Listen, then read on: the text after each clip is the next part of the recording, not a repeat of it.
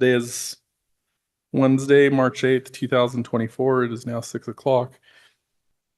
May 8th, 2024, 8 o'clock or 6 o'clock p.m. Calling the Provo City Planning Commission meeting to order. We'll begin with a Pledge of Allegiance led by our Vice Chairman, Jeff Whitlock, and then we'll go with the roll call. I pledge allegiance to the flag of the United States of America and to the republic for which it stands, one nation under God, indivisible, with liberty and justice for all. Thanks. Let's go with a roll call, and please state if you have any conflicts, starting with Commissioner Hill. Jonathan Hill, no conflicts. Lisa Jensen, no conflicts. Robert Knudsen, no conflicts. Jeff Whitlock, no conflicts. Melissa Kendall, no conflicts. Barbara DeSoto, no conflicts. Mic on.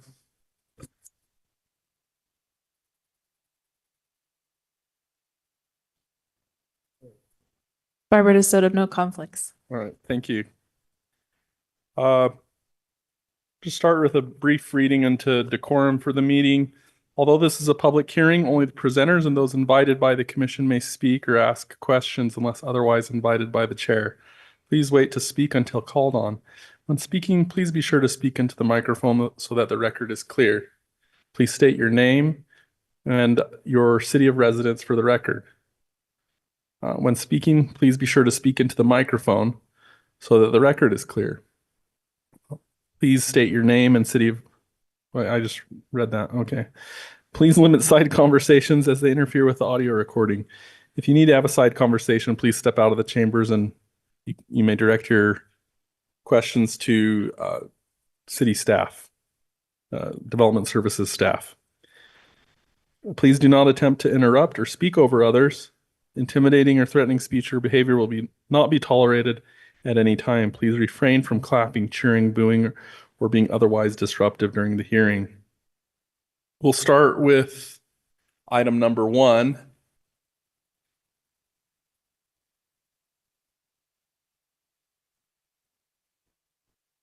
Provo Development Services requests a conditional use permit revocation of PLCUP 2019-0309 for a dance hall in the general commercial zone located at 1700 North State Street, Carterville neighborhood. Director Pepperoni will be presenting.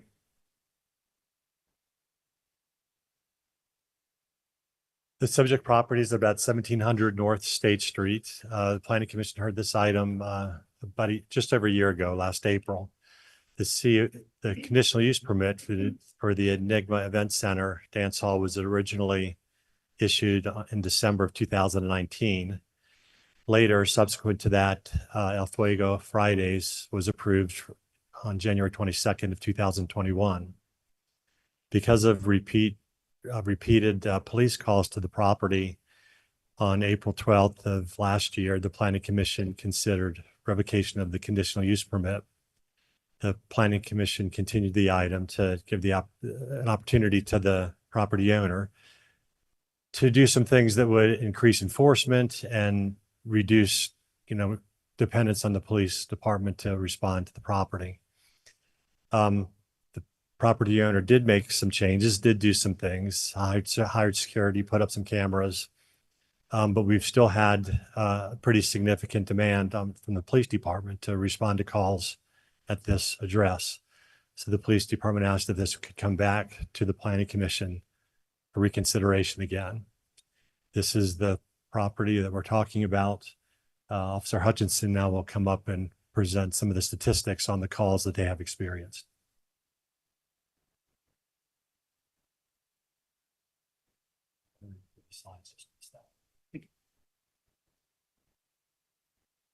Hello, I'm Officer Hutchinson with the Provo Police Department. I am the Community Resource Officer for neighborhoods 1 and 4, which this dance hall falls into. Overall call volume, we pulled stats going back to the beginning of 2022 as to get the full year's amount, and then including up to the most recent last week. So far, since the start of 2022, we've had 52 cases. Since then, we've actually, the last stat for this was pulled in April 5th. And since then, we've had 3 additional cases. So we have a total of 55. Those 3 new calls aren't reflected in the presentation, but I'll let you know now. One was a physical fight. One was a citizen contact where parents called and were concerned about the venue due to large reports of underage drinking on the premises. And then there was 1 alcohol offense where 5 people were cited for drinking underage. And all that was within the last couple weeks.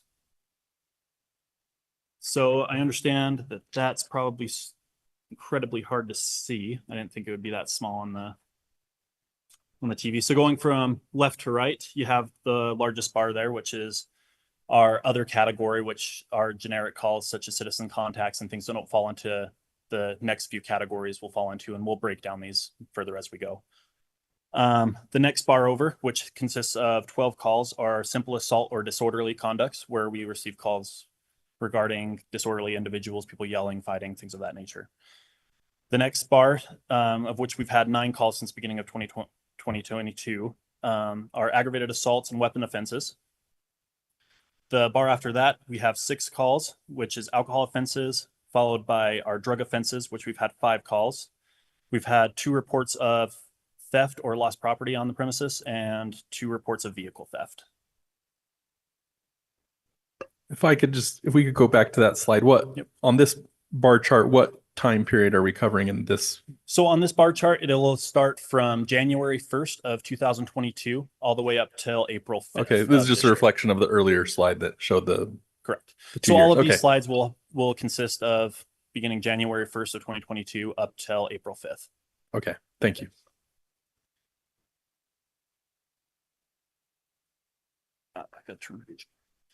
So simple assault and disorderly calls. We've had, this slide says 12, but again, we had 1 additional one since this presentation was made and those stats were pulled from April.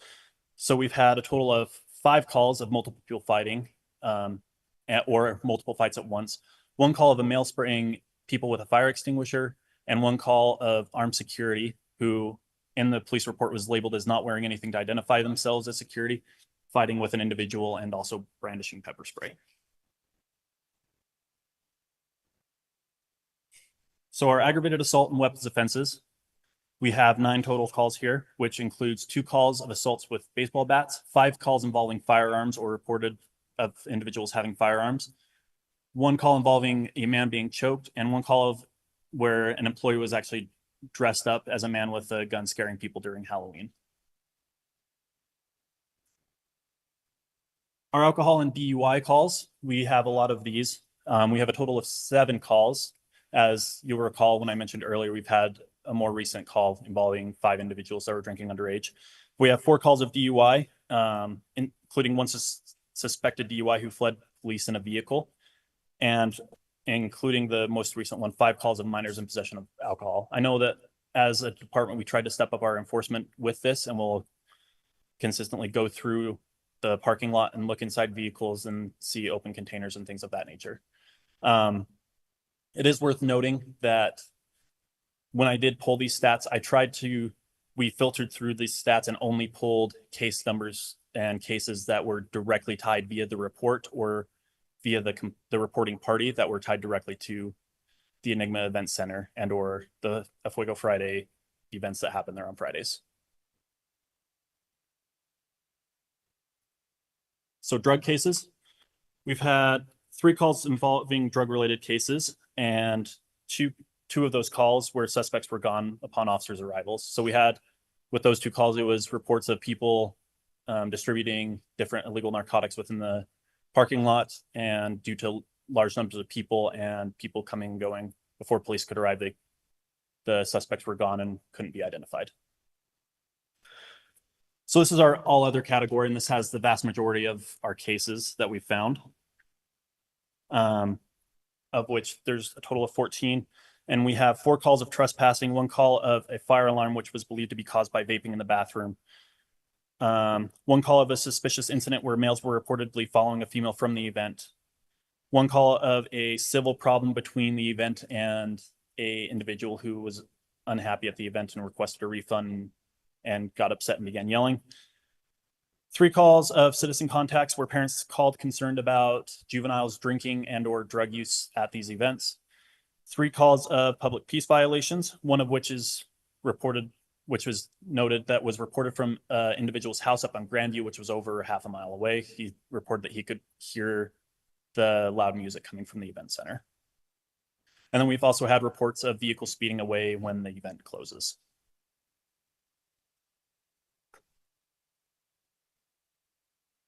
I also came ready with some stats from some of our other event centers, if you guys would like to hear those for the Yep, same time I period. do, yeah. Okay. So going back to January 1st of 2022, following the same criteria where we only pulled and included those case numbers that we could tie directly to the event centers.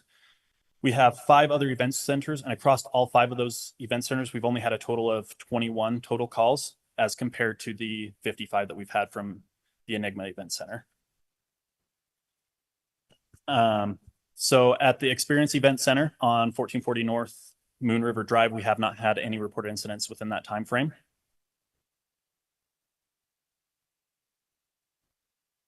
Is that facility known as a dance hall as well? Not necessarily a dance hall, but an event center. So I tried to pull what can be rented out as event space for different events. So the Blake, which is located at 407 West 100 South, we've had 1 call, which was a public piece for loud noise. And that's all within that time frame. The Southworth Hall at 116 West Center Street, you'll sometimes see people there on Center Street going there for swing dance events, things of that nature. We've had 1 call of a found property. At the White Shanty venue, we've had 4 calls, which included 2 alarms, 1 trespassing, and 1 public piece. And then our, besides Enigma, our biggest caller is the Utah Valley Convention Center, which has only had 16 calls within the last just over 2 years, of which there were 4 citizens assists of like welfare checks or unfounded harassment claims, 1 found property, 1 theft, and 1 that was a lost property and or theft cannot be verified that the property was actually stolen. 1 disorderly conduct where an argument occurred between an ex-husband and wife at the center and involved multiple people. 3 suspicious person or circumstance cases, 1 lewdness charge, and 3 trespassings, all of which were just trespass warnings, and they were advised not to return the property. So, do you guys have any questions regarding our crime stats? I was curious, how many of those could you maybe even guess parking lot violations versus in the event center? I'm not entirely sure on that. I'd have to go through and check every individual case and verify with case officers that responded to those incidents. Like I said, when I pulled the cases though, I only included the ones that could be directly tied to the event center via the report or the reporting party. Okay. So either when the reporting party called in or talked with officers, they said that the issue lied within the event center or due to people being at the event center. And that was listed in the report and or the call to dispatch. The reason I ask, I know when we heard this last year, a lot of our concerns were that maybe it was because of the location and the proximity to the grocery store, and that, you know, we were trying to determine how much of it was related or unrelated. And so the question I have this time is, how does this volume of police calls compare to something like the Walmart on University Parkway, where there's other uses around and then there's a grocery store, or the Smiths downtown? I've been at Smith's multiple times when police have been called for one reason or another. So I'm just wondering, like, if you were to just take like a shopping plaza with multiple uses or something with a grocery store in it, how does that compare to the number of calls you get and the type of calls you get? So I can't necessarily speak to the number of calls, as I'd have to talk to our crime statistician. But I can say that typically when we see a lot of the calls related to Enigma, they happen Friday evenings during the Fuego Friday events, which takes place between I believe it's 9 PM and 1 AM. And most of the other buildings are closed for the night. As for comparative to calls of places like Walmart and things like that, having been on patrol for several years of when this time period took place, some of these calls actually were mine. We don't see the number of like things such as assaults and aggravated assaults. We'll see more of like trespassing and theft at shopping centers, as those are more open towards typically during the day, and it's more of a business venue rather than a entertainment venue. Okay. I did notice that quite a few calls on that list came between 11 PM and 2 AM. So that matches what you're saying. Thank you. Thank you so much, Officer Hutchison. Really appreciate all the information in your service. I have a number of questions, if you'll bear with me. Absolutely. So the first question I have is, if you could just kind of walk me through some of just color around what some of these categories are, or what they entail. So first one would be like, well, first of all, just like the general taxonomy, when it says suspicious activity / warrant arrest, I'm guessing like the suspicious activity is sort of the higher level category, and then the / is a specific detail underneath the broader category. Is that right?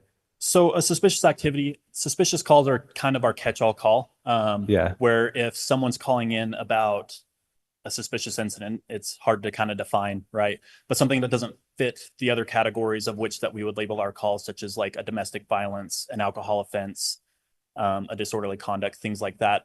It could be just like that there's an individual that kind of looks suspicious or is peeking around in windows. It could go anywhere from that to someone following someone else, and it's a suspicious thing that someone else is calling in.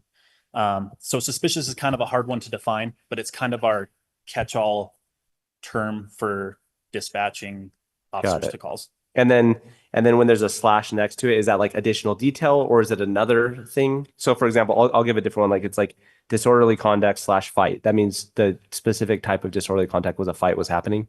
Correct. So when we mention disorderly conduct, what we're referring to is typically things of which people are like screaming, yelling, fighting, things of that nature. And they actually can fall within a disorderly conduct code.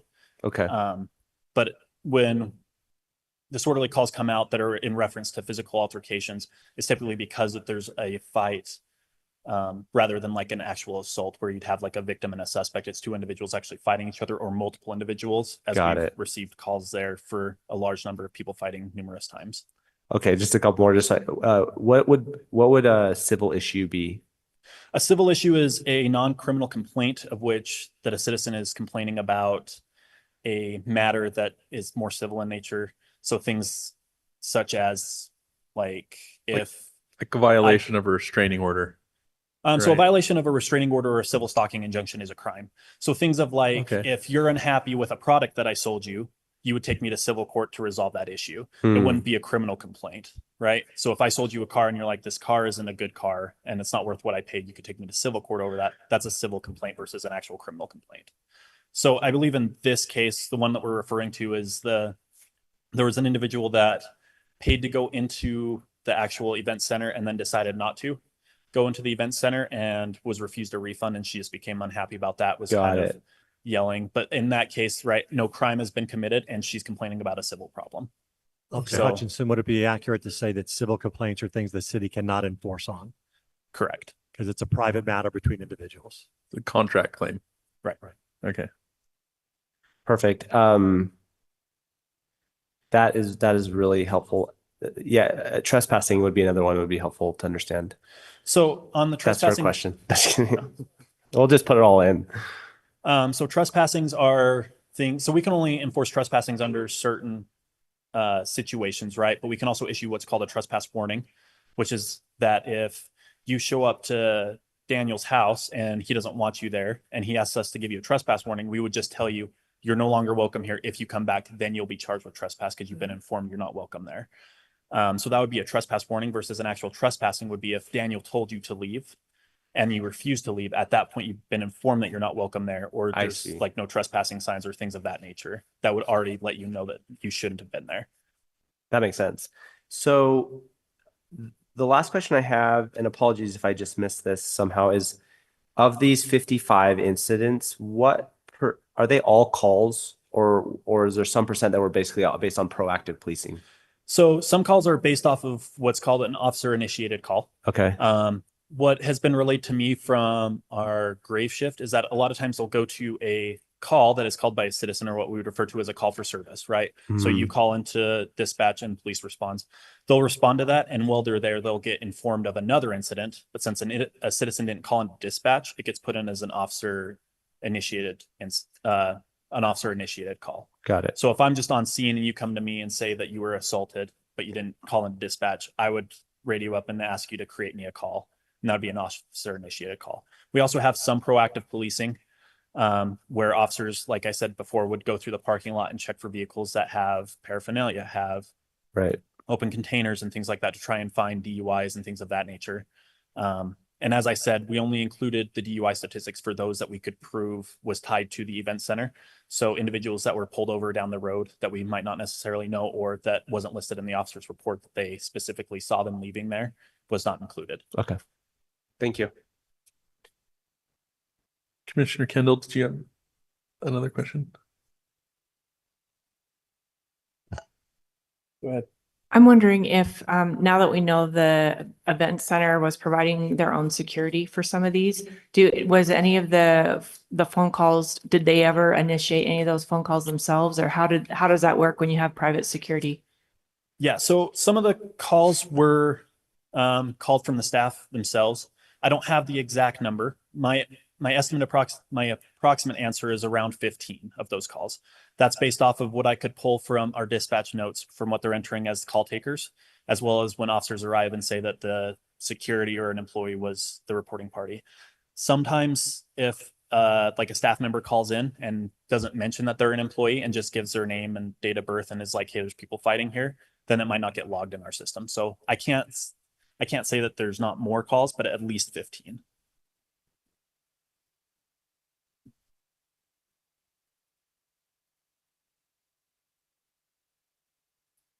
Any other questions? I don't think so, but we'll reserve the right to call you back up. Okay. Thank you so much, Officer Hutchison. Absolutely. It was a really great presentation.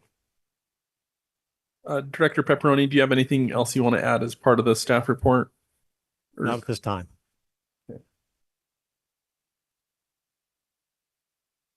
All right.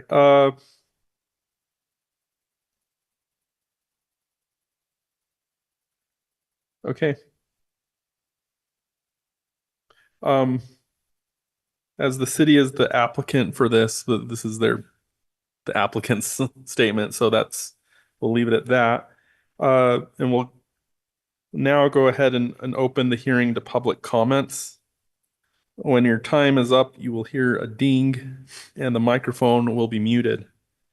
Each person may make one comment. If we have questions, we will invite you to come back to the microphone at that time. This time is for comments only, and if you have questions about an item, please speak with staff privately. If there's any neighborhood district chairs present, they will have 3 minutes to comment.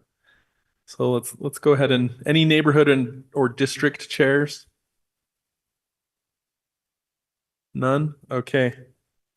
Let's go ahead with public comments are now open to the general public. You will now have 2 minutes each to comment. Again, please state your name and your city of residence. Please come forward. Thank you for your time. My name is Luis Castro. I reside here in Provo, and I am the owner of the Fuego Fridays concept. First of all, I apologize that I'm not as well prepared in regards to a PowerPoint or anything like that. But I wanted to, there were some documents that I wanted to present to you guys, but I didn't know if how to submit them, or do I just hand them to you? I have actually an email from the owners of the property of the space stating what changes they made, which he stated some of that. And also, all I wanted to read from that was the last paragraph of that statement. Let me see here. So yeah, this was, sorry. Second, apologize. where he says, in conjunction with our effort to improve safety and security, I would like to formally endorse the initiative undertaken by Enigma Event Center and their Fuego Friday event. The management of Fuego Fridays and Enigma Event Center has demonstrated a commitment to enhancing both the quality of the event and the security measurements surrounding it. Their proactive approach to ensuring a safe, enjoyable experience for patrons aligns with our shared goals of maintaining a positive and vibrant atmosphere and in the vicinity of the building. And these were there.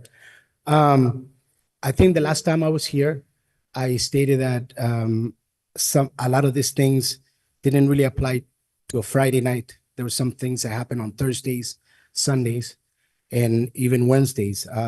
The new things that have been brought up, for example, the first one on 5/27/23, it was on a Thursday. It wasn't even open for business that day. 6/4/23 is from a Saturday to a Sunday. I wasn't open either for that night. And then Mr. Chairman, since he's a business owner, I'd ask that he give more time. Yeah, I'll give you more time. Go ahead. Thank you. Thank you very much. I apologize. So my concept here is this June, the Fuego concept turns 10 years old. We've been in the city of Provo for 10 years. We started at Southworth Hall, and then we moved into the Eclipse place by the train tracks. And the great thing about being there was that we had a closed parking lot. It was gated, and we could control what would in and out. So we had the right to inspect cars. We had the right to deny access to that parking lot to anyone. And so my argument here today is that I still don't have a clear notion about the parking lot in that space, in the aspect of is it private or is it public? Because if it's private, then I can take other measurements in the aspect of fencing it or doing something to be able to control what goes in there. The majority of 100% of the issues that you're seeing here, I know for a fact, if they look at the records, happen in the parking lot or in the surrounding area. None of it happened inside the venue. I brought a few of my security guards here just for support. 100% of it happened outside in that parking lot. And we can't control what goes in there. We have people that just show up, don't even go inside of our space. They just wander around in the parking lot. And that's when the problems come up when we try to kick them out and they don't want to leave. There's also another building, another business now that's open right next door to us, that bakery, that's a restaurant, that now are open the same hours of operations as us, who also attract their own clientele that we have to measure. Last time we were here, we had 3 security guards that we had hired to secure the concept. We now have 5, and one of them is full-time in that parking lot. But because we have no jurisdiction to really tell people to open their trunk for us or whatever they do inside their cars, that's where we feel like our hands are tied in the aspect of how to control that, how to police it in our own way, because we're told that we're responsible for what happens in the parking lot, but we can't control who goes into the parking lot because it's public access parking. And so that's my my problem or my issue about it is we've taken all the measurements that we said last time, because the whole notion of a Fuego when I started is I wanted to provide a safe environment, non-alcoholic, non-smoking for the community that wanted to just go dance and have a good time. We are a college town and they need something to do. And we wanted to be that source. And we've been for 10 years. But since after COVID, that dancing community has changed also tremendously. The youth, the young people have changed also. And we're trying to adapt and trying to continue to keep that safe environment inside the venue. But we don't know what to do with the outside of it. And that's the honest truth. I also have an email, my last email that I had, I contacted Shiloh.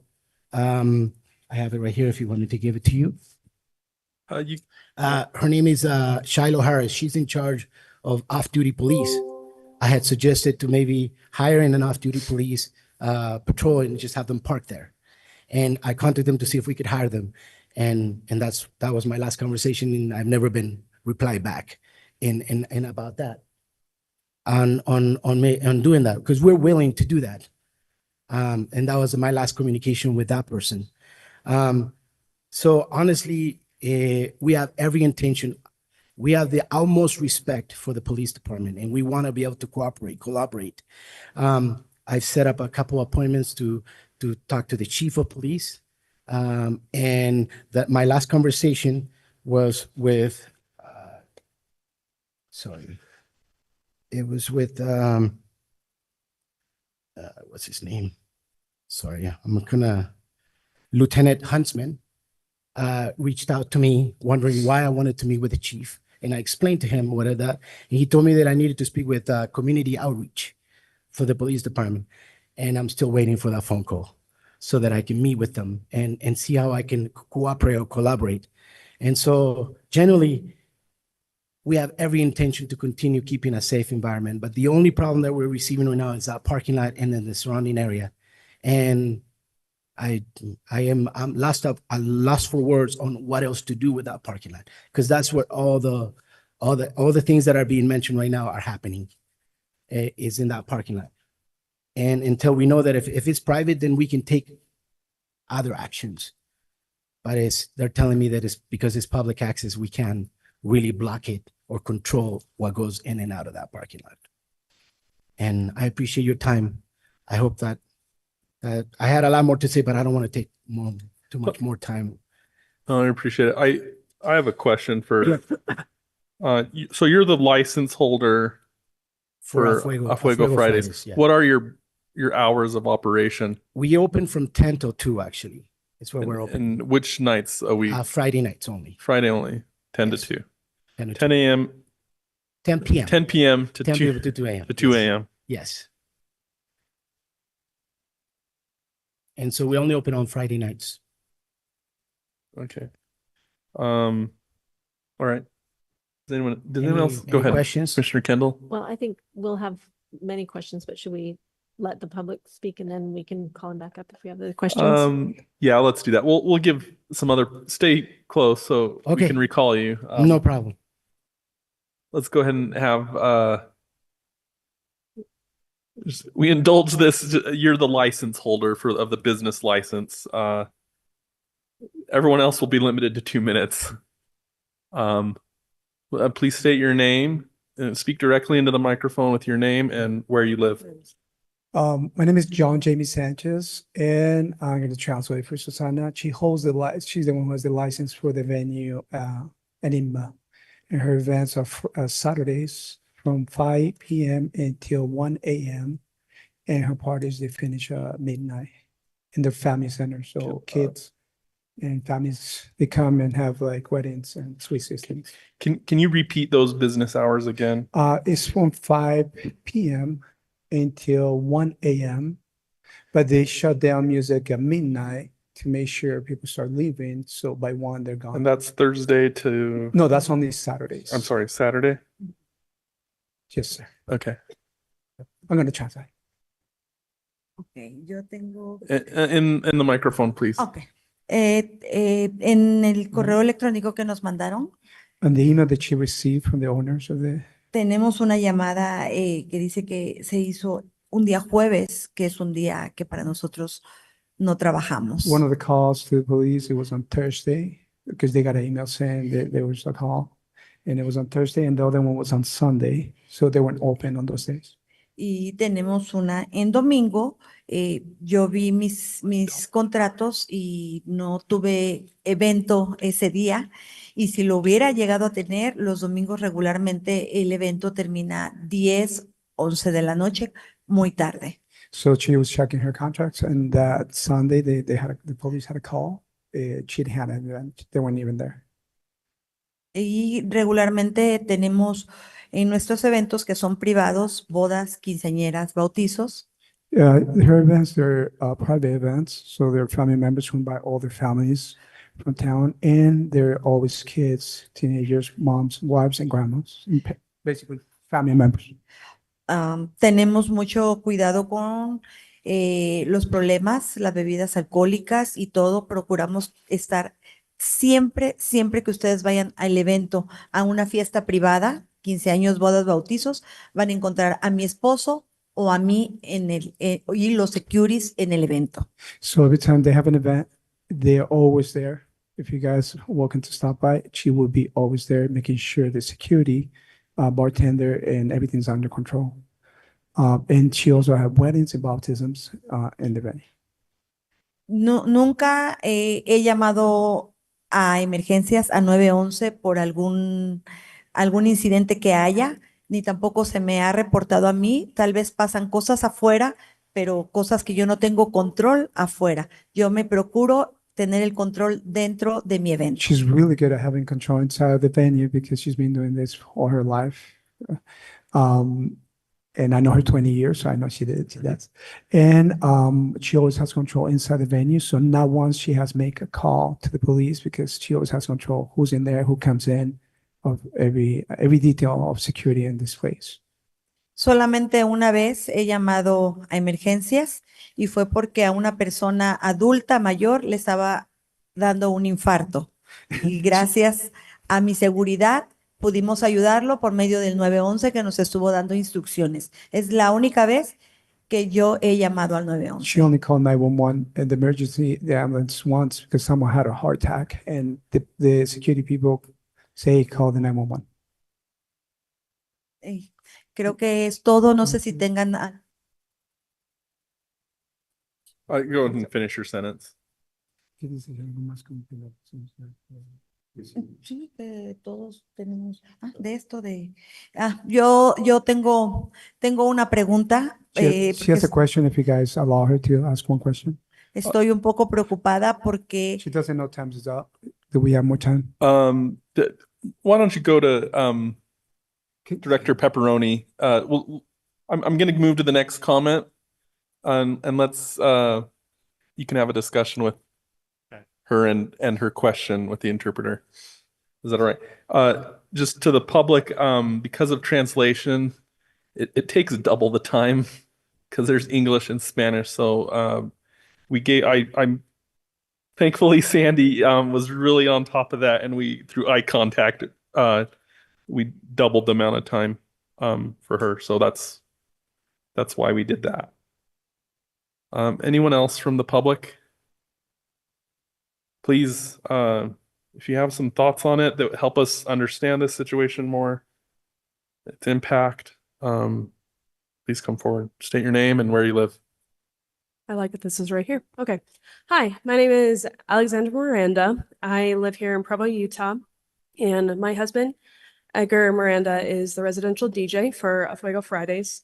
I think after last year when we came this last time, I was kind of thinking a lot about kind of what Luis had presented of whether this is a public or a private parking lot, because I really, in my opinion, think that's what we need to be defining. So when I looked this up, into retail parking includes a range of parking solutions, parking lots, multi-level parking garages, and on-street parking spots strategically located to provide easy access to shopping centers, retail facilities, and standalone stores. The goal is to offer convenience, but achieving this is often easier said than done. And so something that this article posed was safety and security. So well-lit, monitored parking areas help reduce the risk of accidents and deter crime. Guests feel more comfortable entering a facility when the parking lot is well protected. However, implementing and maintaining these safety measures requires an investment in ongoing management. So quite frankly, in my opinion, I feel like if this is a public parking lot, which I really believe it is, it's part of this retail space who there's an owner that, owns this whole space. Luis is investing a lot of money to try to manage this, but is that really his responsibility? Is that really his duty to do that? And I would say he's doing the very best that he can, and it's a lot of money to make that investment. But then I feel like last year we did talk about putting more lights into that facility, into that parking lot, because in my opinion, it's still not very well lit. I think that cameras can go up in there. I think there's other safety measures that can be taken far more in this area than forcing Luis, who is just a business owner who owns part of that property, to take that on just by himself. So thank you for your time. Thank you, Miranda. Anyone else from the public? Please.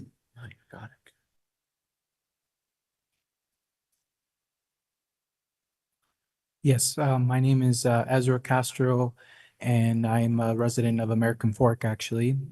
But I am the manager of a Fuego. I work there every Friday in the front. And what I can say is, just as my father had said before, we really want to work with the police. You know, we've never wanted to disassociate us with them or not have them help. A lot of times whenever we have, you know, issues and things like that, that we know that we don't have jurisdiction or it's becoming an issue, we always reach out to the police officers because, you know, we want to make sure that everybody's is protected and that everything is done. And, you know, just as he said, we try our best to, de-escalate situations and things like that. Unfortunately, with some of the youth today, they cause lots of issues, and we try our best to de-escalate the situations. A lot of times we even will tell people that they're banned or that they can't come back if they keep causing issues. And we've had a couple times where the police officers have helped us to remove people from the area. So just wanted to just refrain that, again, you know, we're here, we want to work together, and we want to assure that everybody is safe and that everything goes well. And, you know, we're willing to cooperate in any way that we can. Yeah, I can just tell you from our experience that, you know, we just want everybody to have fun and be able to come and dance for every Friday. We've been there for 10 years, and you know, we just want to keep helping the youth over here in the college community to keep being able to do that. So that's what I wanted to share with you. Thank you. Thank you. Anyone else?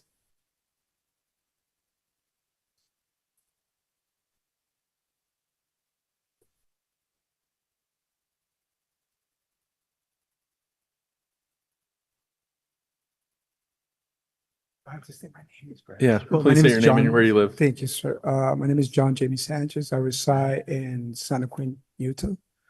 And I just want to share how long I know Susana. I know her 20 years, long time. And I know she used to work for my friend, a venue down in Taylorsville called Villa Magnolia. So she worked for him a few years.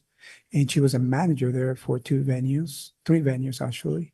So I seen her work through her whole life, being responsible and trying to do the right thing with all her events. So she's working her butt off for these years to build this brand. And she's telling me that, you know, she will do whatever you guys ask for, because she is her life right now. But if you guys are welcome to come on Saturday and see the kind of level and the kind of security that she has on her events, you see that they're safe. I'm a professional photographer, and so I've been in her venue a lot of times, and I see how well she runs all this. And thank you. Thank you.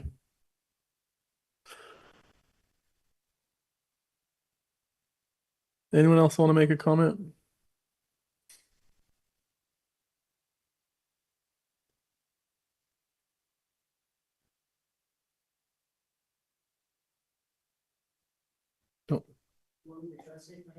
Can you? Yeah. We'll double the time just for translation purposes.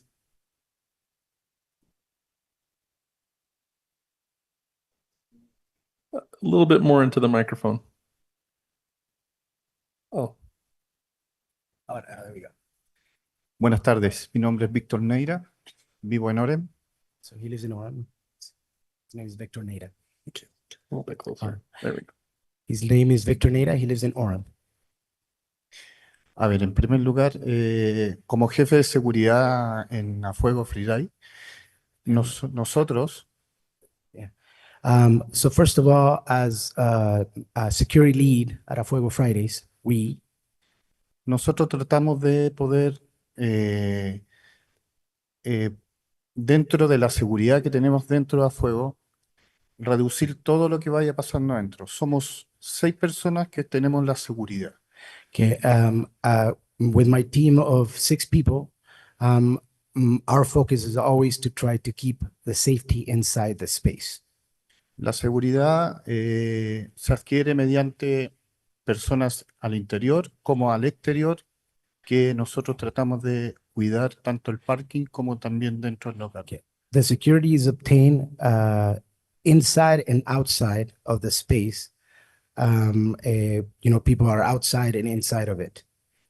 Por eso, muy pocas veces, contadas con la palma de una mano, se ha llamado a la policía cuando ha habido problemas. Por eso, Yeah. So he says he can count with his hand the instances that there's been problems inside.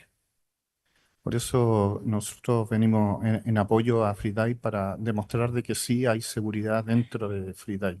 And that's why we're here.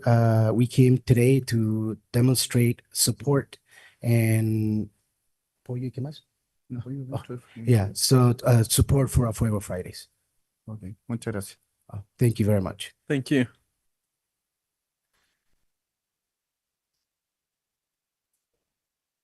Thank you for coming up. Please state your name and where you live.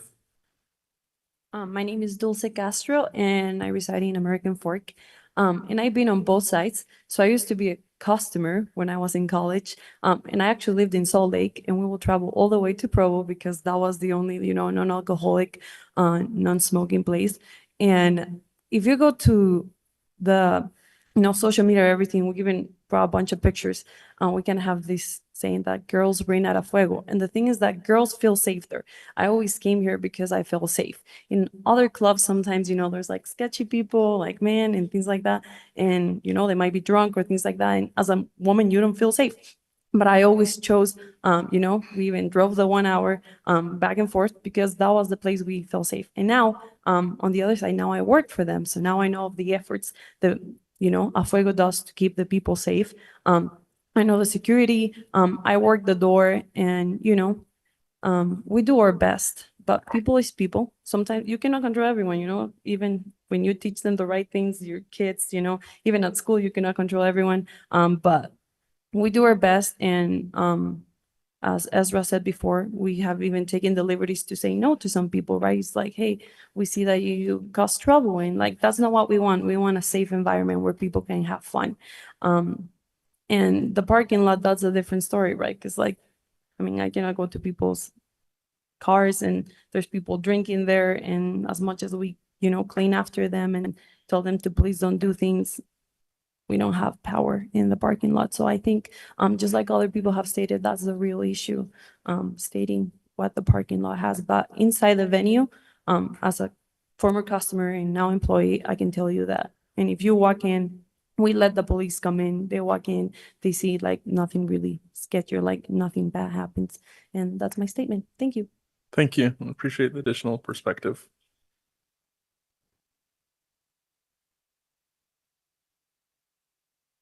Okay, anyone else from the public?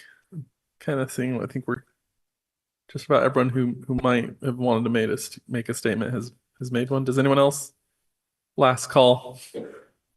I was wondering if you could read in the email from the owner. I'll read in the email from the owner. This is dated Monday, May 6th, 4:18 p.m. It's from Evan Rye, Commercial Asset Manager. If you'll just bear with me as I read it in. Hi, Luis and Susanna.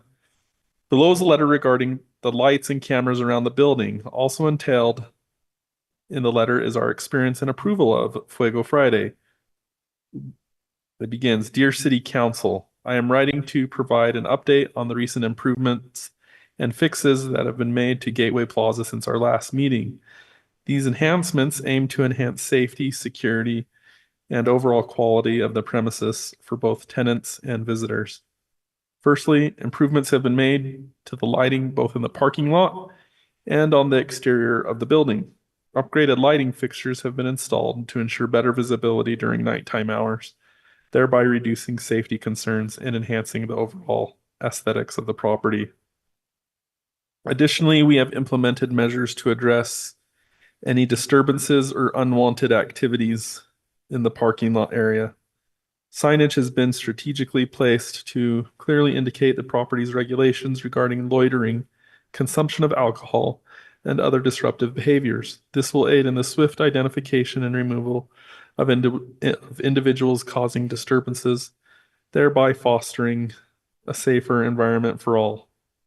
Furthermore, to bolster security measures, and additional surveillance cameras have been installed around the building, specifically targeting the parking lot area. These cameras provide comprehensive coverage and can be accessed by the various tenants of the building, enabling timely monitoring and response to any security concerns that may arise. In conjunction with our efforts to improve safety and security, I would also like to formally endorse the initiative undertaken by Enigma Event Center with their Fuego Friday event. The management of Fuego Friday and Enigma Event Center has demonstrated a commitment to enhancing both the quality of the event and the security measures surrounding it. Their proactive approach to ensuring a safe and enjoyable experience for patrons aligns with our shared goal of maintaining a positive and vibrant atmosphere in the vicinity of the building. In conclusion, the aforementioned enhancements signify our ongoing dedication to fostering a safe, secure, and inviting environment for all stakeholders associated with the Gateway Plaza. We appreciate the support and collaboration of the City Hall and local Provo Police Department in our endeavors to continually improve the premises and contribute positively to the surrounding community. Thank you for your attention to this matter. Should you inquire any further information or assistance, please do not hesitate to contact me directly at 801-449-0288 or Evan at, that's EVAN at IRAUT.com. Sincerely, Evan Wire, WRYE, Building Manager. Evan Wire, VP of CRE Leasing and CRE Asset Manager. The additional letter that was given was, I'm going to just read it into the record. This is from Luis Castro to Shiloh Harris, who's employed with Provo City. Hi, Luis. Thanks for your phone call last week. I had run the information past the chief, so I apologize that it has, this is dated Monday, January 25th, 2021 at 9:17 a.m. So I apologize that it's taken so long to get back to you. As I mentioned, it will be $60 per hour per officer with a minimum of 3 hours per night. Officers will remain in their cars unless there's criminal activity taking place. When you're ready, you can send me an email with the billing information as well as the dates and times that you would like me to arrange for officers. You will be hiring off-duty officers, which means that I cannot guarantee that we will be able to fill this every time. I will do my best. Please let me know if you have any questions. Thank you so much, Shiloh Harris, with his phone number. That's what was submitted to me. Director Pepperoni, she spoke. The manager of the Enigma Event Center spoke with you in the hall, and is there any additional thing you need to add or want to state for part of that? Let me make a comment first, and then I'll answer that question. And my first comment is really answering a question that's been asked by several people, and that's ownership of the parking lot, public access to the parking lot, that type of thing. There's no question that the parking lot is private property. The question or difficulty is this idea of public access. Without having the opportunity to do any research, my opinion would be that you have a multi-tenant shopping center, and all of those tenants have got leases, and I would assume that those leases will give access to those spaces 24/7. So to try to fence it or barricade it in some way that could prevent somebody with a lease to getting to their property or to their leased space is problematic. But there's no question that it's private property. Yeah, I'm not sure how that could be secured, especially when the applicants that we're hearing tonight are simply among those tenants. It's not the property owner who's proposing to put up some type of fencing or secure the parking lot in some kind of way. The question in the hallway was, if most of the calls went to one business rather than the other, should one business be penalized and not both? Okay.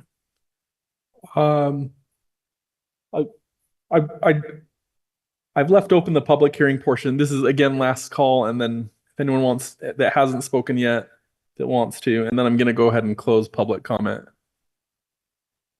Anyone else? Okay, with that, the public comment is closed. And we'll go ahead and use this time to ask if you have any other questions for staff or with Officer Hutchinson. I have some questions, but I also have some information. I went through every one of the dates on here and found it on a calendar to find out which ones were which days.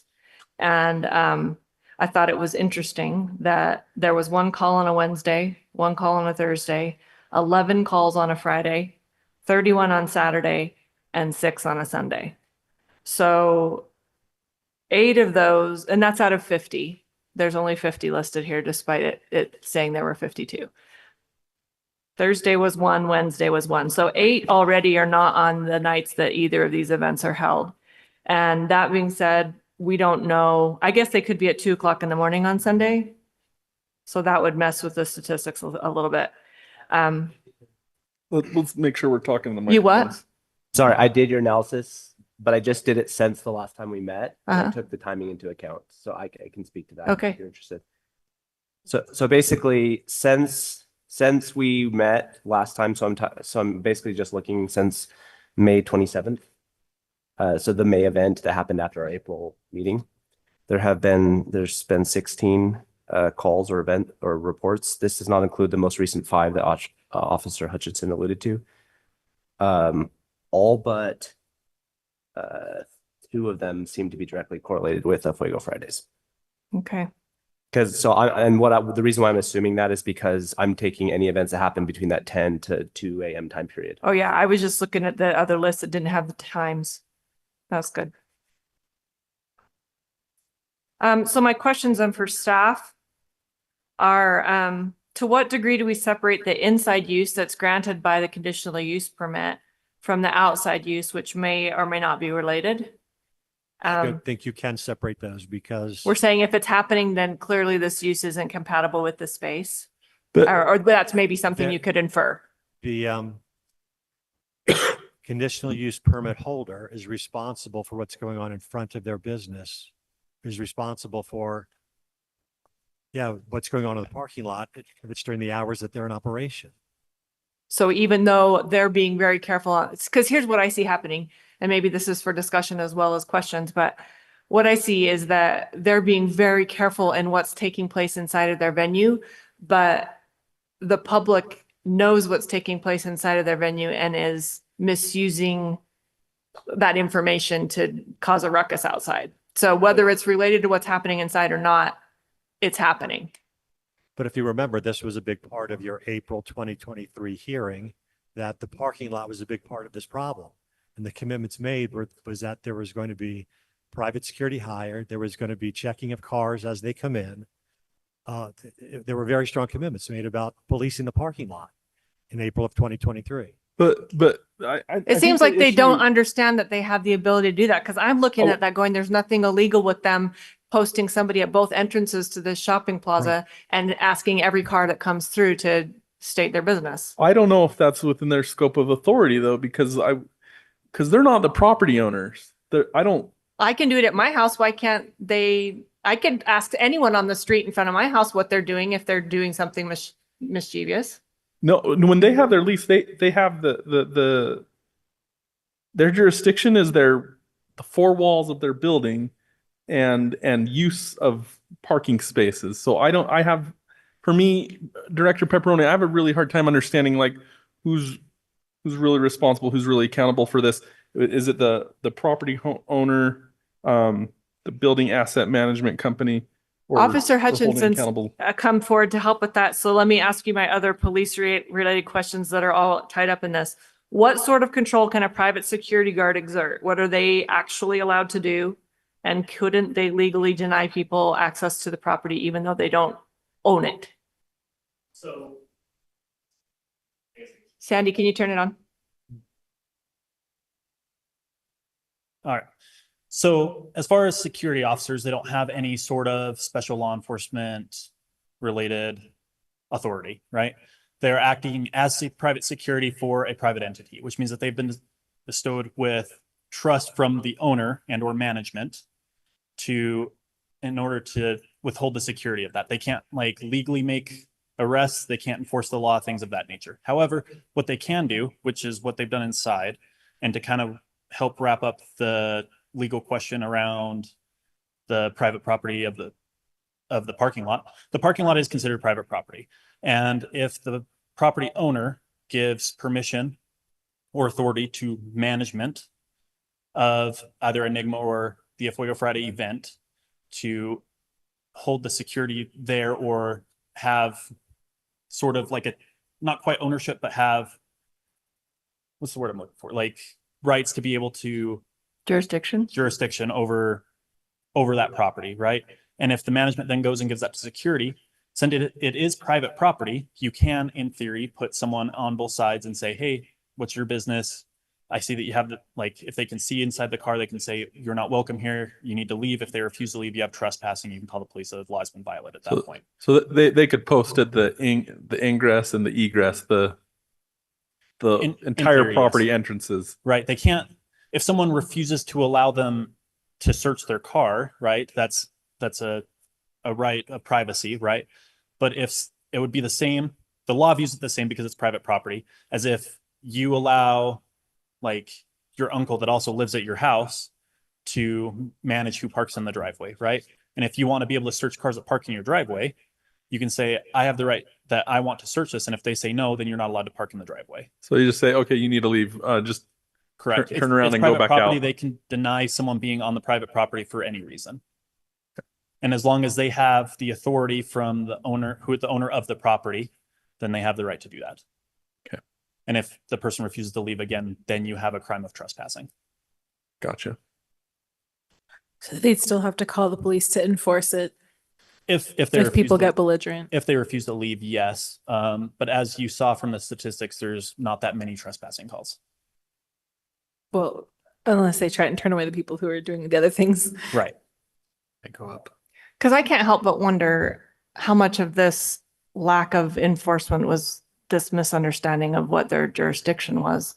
And so though I don't want to say, yeah, keep having a dangerous situation and let this go on, I feel like they didn't get what we were asking them to do. They didn't understand the scope of what we were asking them to do. Well, and I also want to make note that the property owner was present at our last meeting.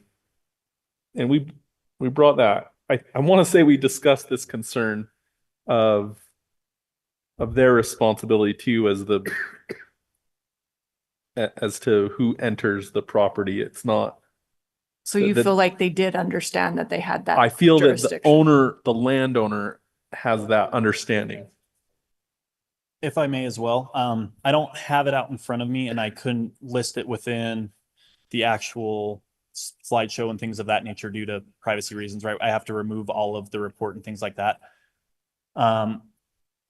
A large portion of the calls that we receive do have to do with the parking lot, yes, but there are calls that we get for inside and people fighting with security and things of that nature as well.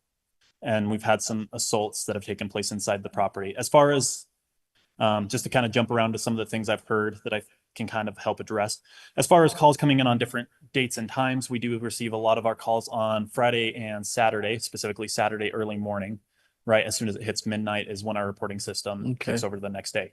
However, we do also get reports that are delayed. That's fairly common where someone calls in a day later, a day or two later, and is like, hey, I was drinking, I realized my car was gone or I was assaulted and I was thinking about it, I think I should file a report. Okay. A number of the reports, like I think the one on the Wednesday that you guys keep mentioning is actually one of the citizen contacts where a parent has called in and is super concerned, calling the police about the Fuego Friday events and the underage drinking and things that are taking place there. I'm a little removed from patrol. I've been off for a little over a year now, but I do have an email from one of the night supervisors if you guys would like me to read that regarding this event center. You have say that again. You have an email? Yes. For it's just on my phone. I didn't print it out. I didn't print it out. I can just read it if you would like. If you can read it into the record, and just while you're pulling that up, I'm gonna have a question for Director Pepperoni. The staff report says this is this action has been taken as a result of meetings with the Provo City Ombudsman and the Provo police officers. Can you tell me a little bit about how that originates with like where what the sort that relationship with the Ombudsman and the police officers as far as who's driving this? We have a committee of city employees from several different departments, development services, police, fire. That committee meets once a month to discuss properties where we have reoccurring problems. So they're all over the city. Many are residential, some are businesses, but that committee meets every month to discuss problem properties. This property is on the list that committee discusses. It was at one of those meetings where the police department felt like we're still responding an awful lot to this property. We think it should be reconsidered. So that's the background to that statement in the staff report. Go ahead. If you have the email, if you could read it in. I do. And also into what Bill was just referencing there, or Mr. Pepper, sorry. A large part of what that it's been brought to this meeting is due to the overall call volume that we've received from the Enigma Event Center and Fuego Fridays, as well as the seriousness of the calls. If you'll recall back to my report, there's a large amount of assaults and a large amount of disorderly conducts or fighting, and a large amount of aggravated assaults, or assaults with a weapon in which someone could have caused serious bodily injury to another. If you'd like, I could just dive straight into this email. Yeah, go ahead, please. Okay. Says Hutch, which is my shortened name. Having predominantly been on graveyard shift since coming back to patrol, I appreciate your efforts here. Enigma has been a thorn in our side. The officers on our crew colloquially refer to Friday night shifts as Fuego Fridays in reference to the never-ending problems that exist at Enigma on Friday nights. It is an extreme officer safety concern given the number of people present at Enigma calls and the amount of alcohol and drugs being consumed there. The sending of 1 or 2 officers is rarely sufficient, and the result is neglected calls elsewhere in the city because manpower is regularly tied up at Enigma. Officers regularly patrol the parking lot and will pick off cars leaving Enigma because of the high amount of DUI and other alcohol-related offenses that occur there. It is also concerning to see Enigma's security protocols. They will search clientele when they first arrive and then give them an armband. The clientele will then are then allowed to leave and return to the vehicles, but security does not search them upon return. Alcohol and drugs are then easily accessed and brought into Enigma because of security doesn't search people with armbands. Oh, sorry. There's also a significant amount of gang activity going on. I can't recall the last time I responded to a gang-related fight that wasn't in the parking lot of Enigma Event Center. We regularly receive noise complaints throughout the night from citizens that live nearby. The toll of the establishment takes on the community is heavy. Okay, thank you. And as far as, I know there was some discussion about like the actual calls and what's related to Enigma and the restaurant, or like it being on a Wednesday or a Saturday.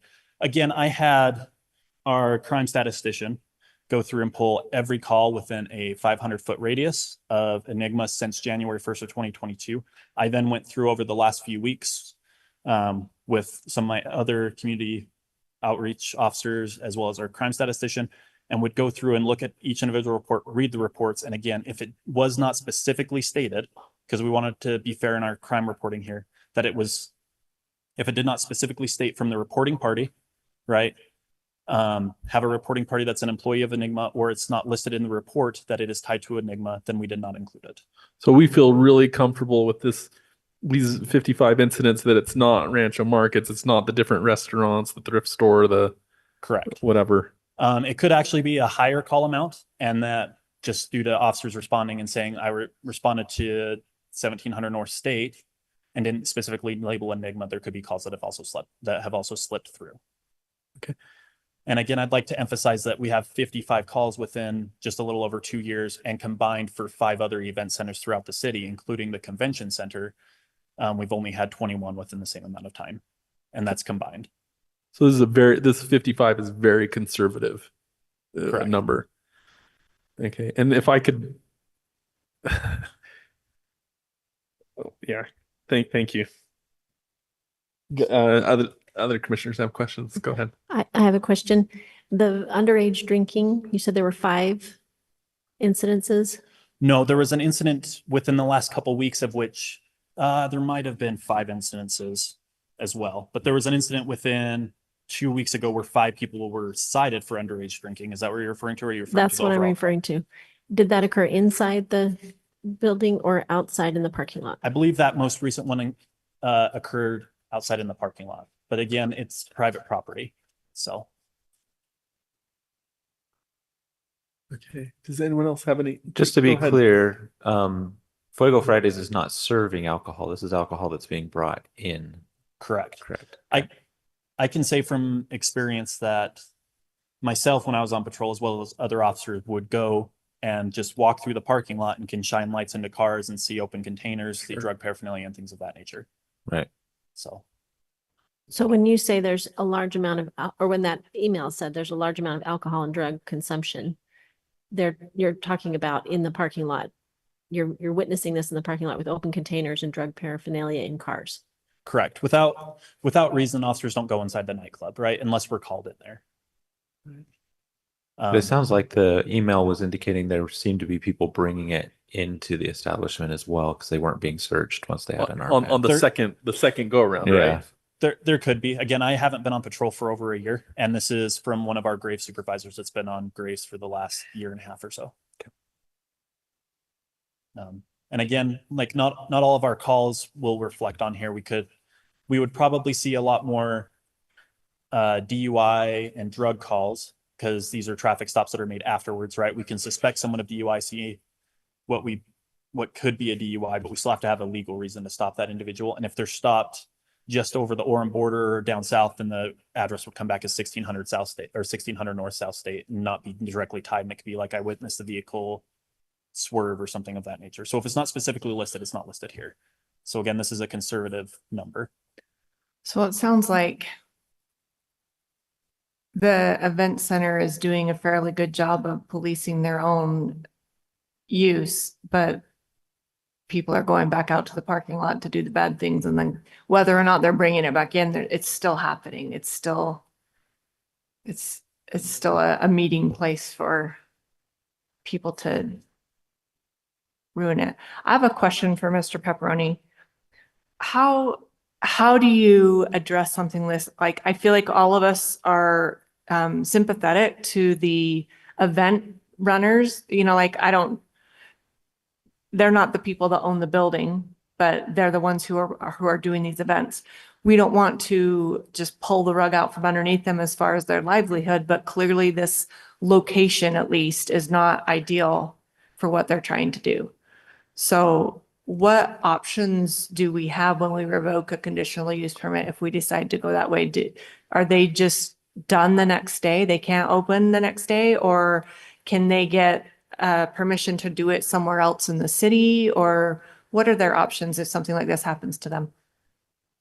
They would have to apply for the conditional use permit at that new location. And based on the inability to secure the parking lot, based on the noise complaints from people that live around it, it really makes me wonder if this was appropriate, this is appropriate for the CUP, because those things are not supposed to happen. You're supposed to mitigate for those kinds of impacts with a conditional use permit. Can I ask why they moved from the other location where they were able to have a fence around it and everything? Do you know that? Or maybe that's a question for the owner? I'm not positive. I know the property sold not long after they left, but I don't know why they left in the first place. Is that, can we ask? Or maybe were there crime statistics at that location? Do we have Yeah, that much so information? so it sounds like the first 8 years of when this was operating business, we didn't hear anything, and it's been the last 2 years, and But it could be because can you the speak to railroad that? tracks didn't call in complaints, but there were still criminal infractions taking place. I don't know. So I don't have statistics for that. Again, I only pulled statistics for the Yeah. full 2 years as well as this year. I do know that older officers have referred to some problems that they had at the previous place too, but I can't personally speak to that. Okay. Can I ask a So few let's keep the questions with Officer Hutchinson if we have them. Yeah, Well, go ahead. I don't have any for Officer Hutchinson. Does anyone mostly else? Just I Mr. want to Pepperoni. give you a chance to sit down. But if anyone else has any questions for him? No? Okay. Thanks. Yeah, go ahead, Jeff. So I just want to make sure I understand some things foundationally. So excuse some of the simple questions, but the reason why they needed a conditional use permit in this case was because the dance hall was not permitted use in that location, correct? Correct. And can you remind us what, like in the staff report, there are like specific conditions that were added to the CUP that in addition to the, or at least it seemed like there were, because I think you actually had the original CUP here. It says conditions of approval on the beginning, approved with conditions on page 9 of the staff report. Yeah. I'm curious if some of these are if these are just standard conditions for a CUP, or does the planning commission have authority to sort of add and modify these conditions? Because what we're looking at right now, it's a shared parking agreement, reference to the standards in dance halls, grease trap, hours of operation. Yes, those are almost Business all security.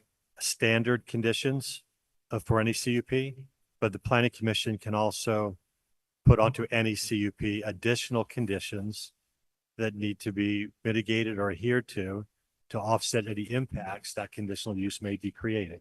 Got it. Okay. Another question I have about this, just mechanics of conditional use permits. So the scope of the CUP in this circumstance is specifically operating as a dance hall, which both business owners are utilizing, correct? Yes. Okay. There's 2 different business licenses, one for the Saturday night Eclipse and one for the Friday night Fuego Friday. But they both require the CUP. Yes. Okay. Not directly related to CUP, but I am just curious, not calling anyone out, just, I'm wondering, it seems like this meeting again was triggered through this ombudsman police collaboration and not us scheduling a follow-up. Like, That's correct. did the planning commission, did we drop the ball on that? No, I think you gave the 6 applicant months? 6 months. And we were right around 6 months? And No, Or about we're it's over a We're in a year. year now. We're just a little bit over a year. Because staff meets and talks about problem properties, we didn't feel like this raised to the level of bringing it back to you until very recently. Okay. Okay. I appreciate that, by the way. I think that we can go year over year comparisons too. Mhm. But go ahead. Sorry, I'm not following that point. Oh no, it's nice to have a year over year comparison right. of the crime statistics at that property rather than And to give sufficient time for the limited period improvements that they made to take take place. effect. Well, the reason why I do ask though, again, I'm just spitballing a little bit, but I do wonder if, for future in such a scenario, it would have been helpful to the applicant to actually bring them back under 6 months and sort of check in before it became the issue that it has. But anyway, again, that's just a thought. Okay, those are my questions. Thank you so much. Is there anywhere in the city that a dance hall is allowed as a permitted use without a conditional use permit? Like in the ITOD zone or anything like that? I believe even in downtown and ITOD, it's a conditional It's use. conditional use. Yeah. Well, just like a drive-through, certain things require commercial or conditional use, right? Okay. How many other dance hall conditional permit uses are there? They're event halls, right? But how many are considered dance hall? Is there a distinction between the two? Yes, there is a distinction, and I don't know how many dance halls we have versus event centers. I'm just not aware of that off the top of my head. Okay. I haven't said this, I probably should have. The commission will have a discussion and entertain straw polls and motions. Once a motion has been made, it will need to be resolved before moving on or making a new motion. Following the vote, announce the result. If there are not enough votes, announce the results and continue discussing. If there are enough votes, restate the agreed upon decision and continue to the next agenda item. So yeah, this is our time to discuss, as we have been doing, or I guess recalling people back up for questions. Can we have the El Fuego owner come up again? Yes, we can. Luis, right? Yes. Luis, Okay. I just have a couple of questions. Do you know when Evan's letter says that there's been added lighting and signage and cameras? Do you know when that was added? So right after our meeting, So that's within the been- first 2 months, actually, I did receive a notice that our follow-up, which was going to be 6 months after, was going to be canceled because we had fulfilled the requirements, which was the lighting and the cameras. That's what it was stated in our previous meeting. Okay. I don't know if I can say any more things. I know that there's been a lot of things said, but I want you to know that we metal detect people. We check people in and out. The only reason we do the reentry thing is because, first of all, 350, 400 people, air conditioning does not do anything. And so they go take a breather. You're right. People go to their cars. We've never known that we have jurisdiction to search their cars or even do that. If I'm knowing that, and I wasn't talking about fencing it permanently. I was going to fence it temporary for that Friday nights so that I can be able to direct traffic how I need it done, so that I can be able to check cars, check trunks, and all that. We've educated the community that we are a non-alcoholic, non-smoking concept for now 10 years, and people still do it in that aspect. I can't really force people to what they do before they come, but I can guarantee that does not happen inside the venue. It does not happen. And I have 5 security guards to protect that environment inside the building. And so I have no problem investing in fencing, temporary fencing, to be able to control that, because I think that's the next step for us. Right. Is fencing, finding a way to avoid cars from going into the parking lot and knowing who's coming into the parking lot. And if we have the power to do that, then we're going to take advantage of that. We're going to do that. Can I ask a few more questions? Yes. Why did you leave the old property? COVID, first of all, it's when we left that building. And during the process of COVID, the owners of that space decided to build apartment complexes there. Okay, so it's not available anymore. No. Is that where the mill race is? Yep. That's the mill race. Yes. And so, so I own just the Afuego concept. The person that owns Enigma Event Center is Susana and Alfredo. Right. And I've been with them for like 6 years. And so I sublease Friday nights. I've always done that. And so the Afuego concept is more of a mobile concept.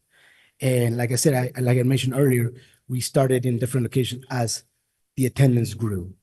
And I mean, you don't have to do this, right? But I had brought you guys an overview of concept with some pictures, because our biggest thing is to introduce the American community to the Hispanic community and the Hispanic community to the American community. And that's what there is inside of Afuego. We have a Latin floor and an American floor, and they mingle with each other. And that's always been our thing about that cultural impact. And that parking lot it's what's really killing me. But I had no idea that I could do that. I had no idea. And so I have no problem buying some temporary fencing and controlling who goes into that parking lot. But now there's another second business that's open. So I'm gonna have to discuss it with them, which is the restaurant right next to us. Those are the only 2 businesses open during my time. Oh, you had some more questions, Commissioner Kendall. I do have a couple other questions. What is happening on Thursday nights and Sunday nights? Nothing. Nothing. The building is closed. Okay. And what do you do if somebody comes to the event and you can tell they're inebriated? How do you handle that? We don't let them in. So you're If- looking for that and you don't let them in? Yeah, our security, if they're under the influence, they don't go in. And actually our signage in our door says we deny entrance to whoever for any reason. And it says in red letters, no alcohol, no food or drinks or alcoholic beverages inside. We also don't do no smoking, no vaping, any of that stuff. And if anyone there's been, I will be honest with you, now that we have metal detecting, it's different. It's harder, but we're talking years back. We would just kick them out. But that doesn't happen in the current space in regards to that stuff. They pregame, they do it before. And I will be honest, the re-entry thing, we do check people also coming back in. So they go out to take a breather and they'll go to their cars. And we don't know what they do inside their cars. And then when they come back, if they are, we cut their wristband. And that's why we do the wristband, to control who's going in and out, to know who's already been inside and who hasn't.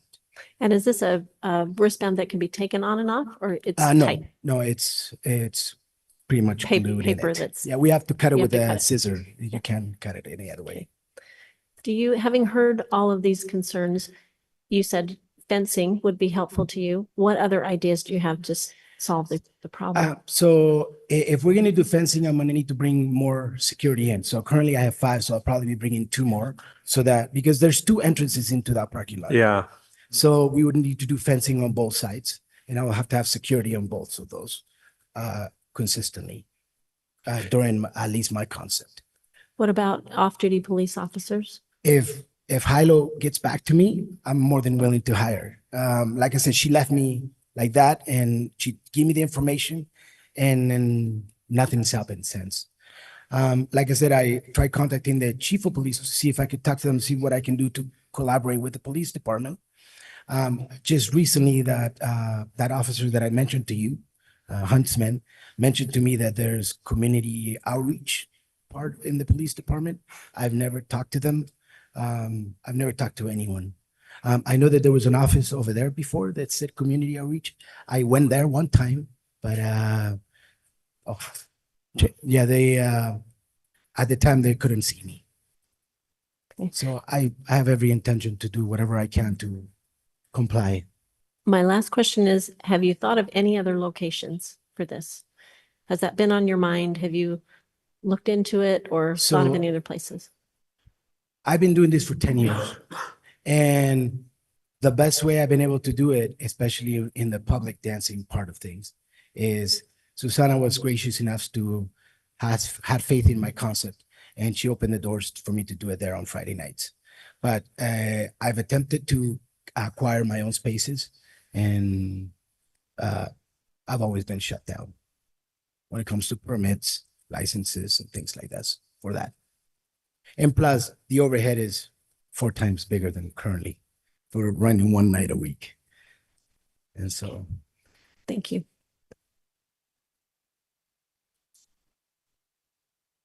any questions? Anyone else have questions for the owner or the owner of the business license for Fuego Fridays? Yeah. I guess I have one more. Why do you think the cameras and the the measure, the increased lighting and stuff, why do you think that's not helping? I think, so I will tell you, I've been in the party business here since Club Omni. I don't know if you guys remember Club Yeah, Omni. I started DJing there back in 97. And I would tell you that about 2 generations back, that was my favorite generation of partiers because they just wanted to go dance and that's it. But after COVID, the dancing community changed tremendously. Their mindset, they're very entitled. They think they own the world owes them something. And so they just don't care. They have no respect for anyone. And so the only way is to just go even heavier policing. So like I said, inside the venue, You can go and look at videos. We post videos of the concept inside. I have complete faith. You can look at all the footage we have inside the venue and there's nothing. It's just a parking lot that's where it all is. And I have people loitering. I have groups of 20 people that they won't go in and pay the cover charge. They just sit there and then we tell them to leave and they won't leave. And so then we have to call the police to have them trespass. So a lot of those trespassing was us calling because we don't want them there. And now I notice anytime we call the police, is a docket against us. So that also it hinders us from, calling the police because we call the police, It's a disincentive. it's against us. Yeah. We don't call the police, it's against us. We don't police it, it's against us. So it's just, it's really, that's my frustration. Because we have no problem. Anytime the police, I've wanted to go in it, please go in. We have nothing to hide in regards to what we do inside the venue. And just to clarify, it sounds like you have not had conversations with the property owner about expanding jurisdiction of your security to close off entrances, parking lot entrances, or have inspections at entrances. It sounds like there haven't been any conversations I haven't about had that. one single conversation. They actually, the only conversation, the communication we've had, because what you need to understand is that my landlords are them. They are my landlords. And her landlord Yeah, is and her landlord is the property property owner. owners. Okay. Yeah. So I guess if he would talk to them, then they're very good at communicating. So they would communicate that to me. But there's been no communication in that aspect. So, I mean, now that I'm hearing this, I can definitely take that action and purchase the equipment necessary to block and control that. But now I have to deal with a second business that's open too. So I'm going to have to discuss it with them too. Right. I mean, you'd have to, the other businesses in the shopping center would have a say in it as well. There's only because one then other business that conflicts. The bakery. Because I will tell you, like, for example, I would say when they first opened up Deli Pan, it's called Deli Pan. When they first opened up, we used to have food trucks come because we didn't have anyone. People were hungry. They would come in and as soon as they open up, they're like, you can't have that. So we stopped out of respect to them. I gotcha. No, well, yeah, your lease would prohibit and that's when I having heard the food first trucks. time the landlord, the property owner, he called me like, you cannot do this. I have a business. And that was the first time I had spoken to them over the phone. But yeah, so like I said, we have every intention to do things right and do whatever is needed and follow through with anything that's required of us. So I had brought pictures and a little bit of an overview of what our concept is all about. It's always been about just providing a safe, healthy environment for college students to come and dance because there's nothing else. There's no other outlet. Yeah, I think your daughter, is that your daughter? Or daughter-in-law spoke very clearly to that this venue is valued because it is not alcoholic, it is well secured, that she would drive down an hour away specifically to come to a safer venue. We have people from Ogden, from Santa Quinn, Spanish Fork, Springville that come because we're the only weekly outlet, at least. Thank you. Does anyone else have any questions before we let them sit down? All right. Just further discussion among ourselves. Can I share some thoughts? I got some too. So thank you, Luis. So first, I'd like to partly challenge the premise of the question you asked a little bit earlier that these things didn't work. So just based on the numbers I ran, there has been a 25% drop in monthly calls since our last meeting. So I looked at all the data prior and all the way post. There was 2.2 events or calls per month prior, and then it's gone down to 1.66. And that includes adding the additional 5 events that Officer Hutchinson. So there has been an effect. It's still obviously, though, a much, much higher rate than the other event halls in the area. So that's one just data point. I think this is a really challenging issue for us because if you read the city code, it says we may revoke it. which gives I think if I read the language, there's not a city lawyer here, but it gives a lot of, like in the past, we've had circumstances where it's like, we're just judging if it meets certain criteria or not. And then you have to basically revoke it based on how the code is written. Maybe I'm misunderstanding Mr. Pepperoni, please correct me, but this one, it says the planning commission may revoke. It's discretionary. It's discretionary, exactly, which makes it really hard. A couple of thoughts that I'd like to just share that I finding challenging about this. So first is, and I'll just be really forthright, is so I've lived in Mexico for about a year, and I just remember when we first lived there, we were just so annoyed every night, loud noise, but now I just love the culture. It's very much like a very party oriented, just happy, really rich culture. And so part of me initially, when I kind of looked at this, I was like, man, this is just cultural differences. And obviously we do have sound ordinances, and I understand that. But at the same time, the planning commission is a representative to some degree of the community, and we can choose on a case-by-case basis to make exceptions. And so my initial thoughts were like, a lot of these police calls are related to, just cultural differences, and people are complaining about noise or people looking different. And I'm really sensitive to that. I really value the Latino community. At the same time, though, as you look a little deeper, there definitely are real safety concerns. There's weapons being found, there's drug use. And so I don't think that can be put aside. So that's what makes this feel really challenging to me, is that there are very real safety concerns, it seems like, from the data. Last point I'll make that also makes this challenging is that when you look at the data, very clearly, it's not just the event center, it's the Alfuego Fridays. Everything is correlated with that, just if you look at the time. The other, so it feels really tough to me as much as I love Luis and his business, and it feels really tough to me to make the other business kind of, her whole livelihood. That's really hard for me, just given the fact that seems like that business is having very, very little issues if you just look at the data and the timing of the reports. Last point I'll make is that I think that if you look at the data, the majority of the issues are also coming after midnight. I don't entirely agree with this, but we all grew up the same. A lot of us, the certain thing goes to bed after midnight.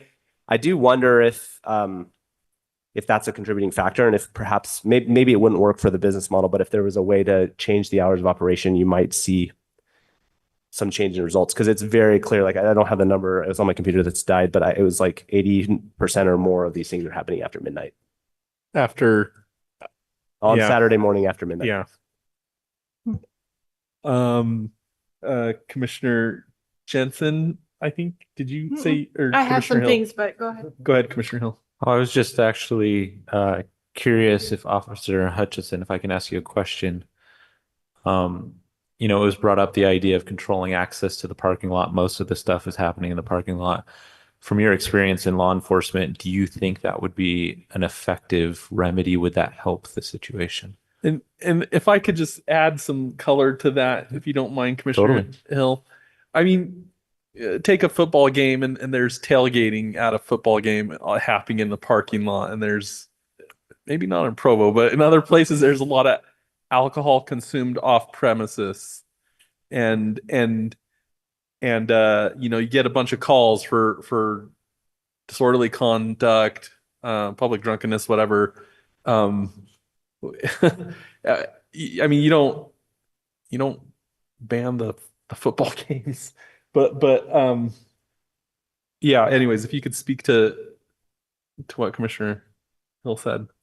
As far as the fencing question goes, I'll be honest, I'm not entirely sure. I'd refer to his statement as to that he felt it was better at the old place when he had a controlled parking lot environment. That being said, how you would exactly control that environment, I don't know, without blocking up traffic and things like that. Again, searching people's cars takes time, and that's if they consent to it. And I feel like a lot of people probably wouldn't. There's a lot of privacy things there. Mm-hmm. But so I can't necessarily say one way or the other whether or not that would have a profound effect. But okay, thanks. Okay, thank you. Who else? Commissioner Jensen. Well, I have some thoughts here that maybe the lack of respect from the clientele in today's culture makes me wonder if dance halls are simply not a use that we want to allow anymore. Like, if this is how it is, then maybe it's not a use we want. I'm just throwing that out there. Not that I necessarily agree with that idea, but it's something to think about if it's maybe gone out of fashion, if it's not a desirable environment to be in anymore. Then I'm also baffled by why somebody would go to the expense of putting in security cameras and hiring security guards, yet it doesn't seem like anyone's securing anything. I think to me, it was logical to assume that you would be walking through the parking lot or that somebody would be watching the live stream that's coming in on those security cameras to see what's happening. And it doesn't seem like there was any response to what was obviously happening outside their doors. And maybe part of that was just simply not understanding. Maybe it was an education mixed with culture, mixed with language barrier perhaps, but it seems intuitive to me that I would be doing that. And I know I'm more of an aggressive person, so maybe I would just assume that responsibility on myself, but the security guards seem, it doesn't seem like your job is to come inside and crochet something. Your job is to be patrolling the parking lot and be watching for deviant behavior so that it doesn't infringe on you. And it kind of baffles me as to why that doesn't seem to have happened at all. It was all happening at the property, at the door and nowhere beyond that. They did mention though, there's one security guard in the parking lot that patrols periodically. Okay.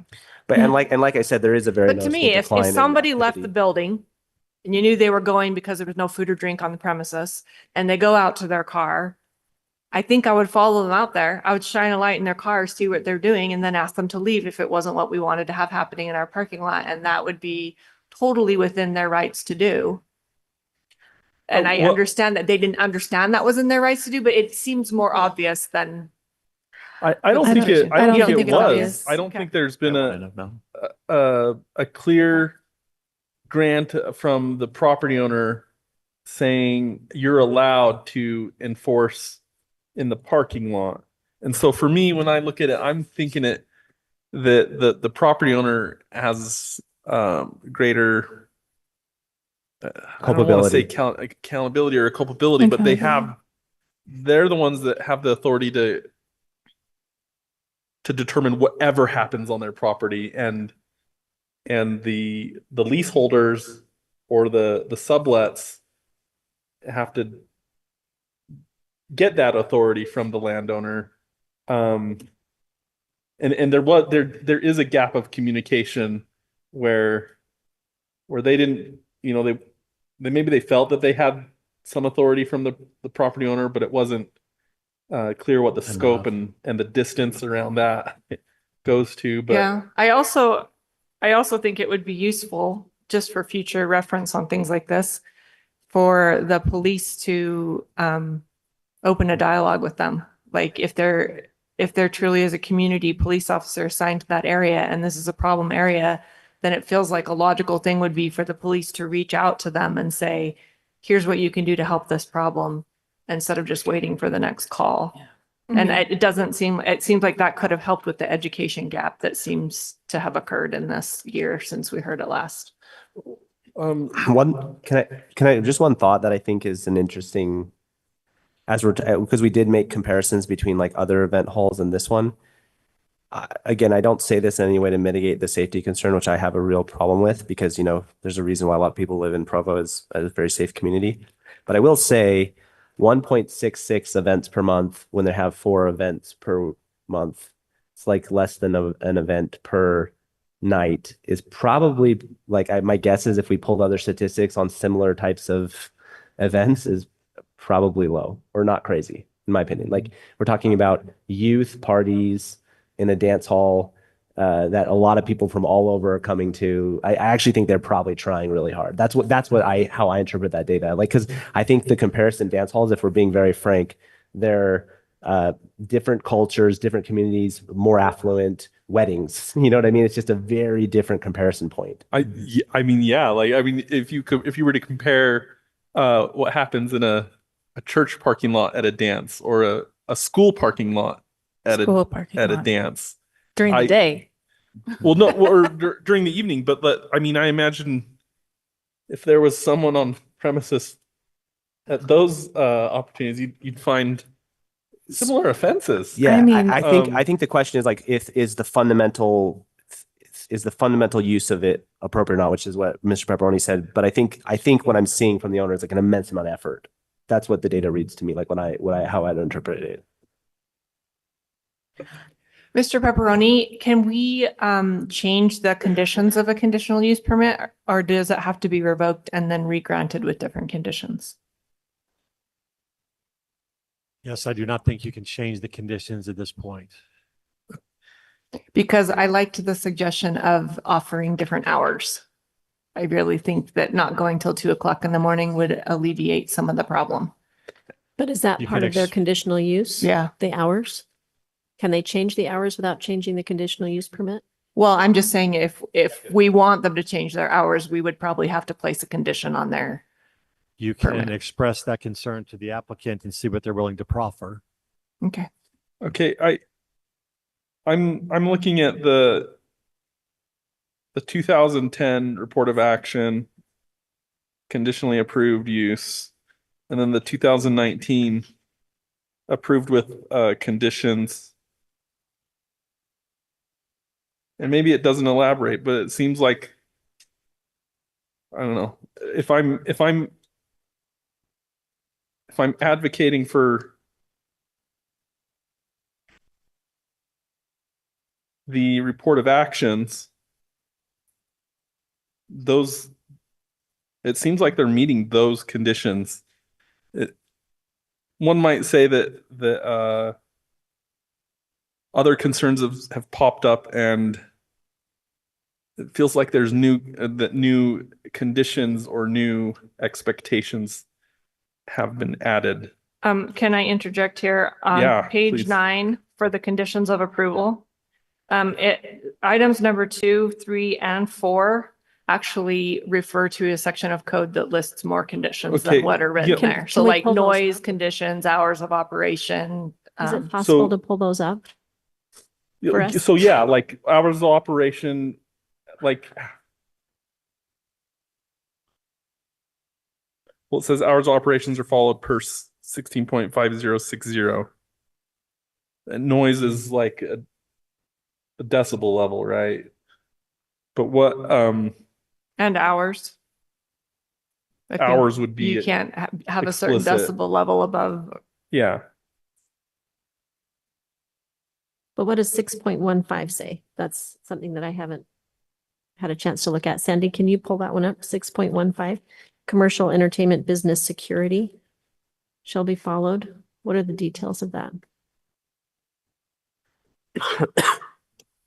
Because I see your point that if they're meeting the conditions that are here, and we've found that there are some other problems, then we could grant some time to fix those problems and come back again at this. I don't know. It just feels, I don't know. I don't want to say this because number one, I want to be clear. When I hear the testimony reports from Officer Hutchinson, to me, it's almost like a cry for help. And when you see the list of responses on there, with drugs and firearms and Yeah, the alcohol, email minor he use, read those are mentioned officer safety, which is those a are huge problem. Those are major community concerns that, like you said, we can't ignore it. Yeah. I also want to say whatever decision we make, I don't think it reflects anything about the character of the license holders and the permit holders. I think Because it's you're just the certainly doing nature- everything you can do. It's the nature of the Provide it. business, the location, and then the way the clientele responds to the opportunity. And But this, again, I'll say it again, the thing that I'm really struggling, and if we want to take a poll, the thing I would really struggle is like, there's kind of, just to be on where I'm at is like, maybe there's a way to try to get, again, we should problem solve it, but like, is there a way to give some specific conditions or what the applicant might proffer to try to keep out Fuego Fridays? But what seems very fundamentally unfair to me is that Saturday event center. If killing that business, like that just, I mean, you know, as a business owner, I just think you put your heart and soul into these things, and it's your livelihood, it's your livelihood of your employees, and the evidence that that is problematic is extraordinarily low. And there's part of me that if I were like if I were in my head thinking if I want to continue this or if I wanted to move to continue this, I'd want comparisons. Like what do we see in the parking lot of a grocery store?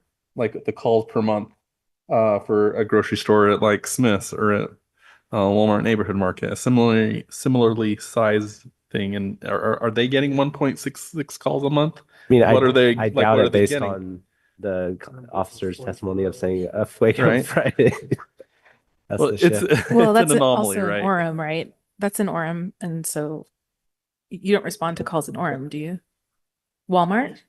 No, No, the Walmart Walmart on Neighborhood the one by Market University on Parkway. Yeah, neighborhood Okay. market. Parkway.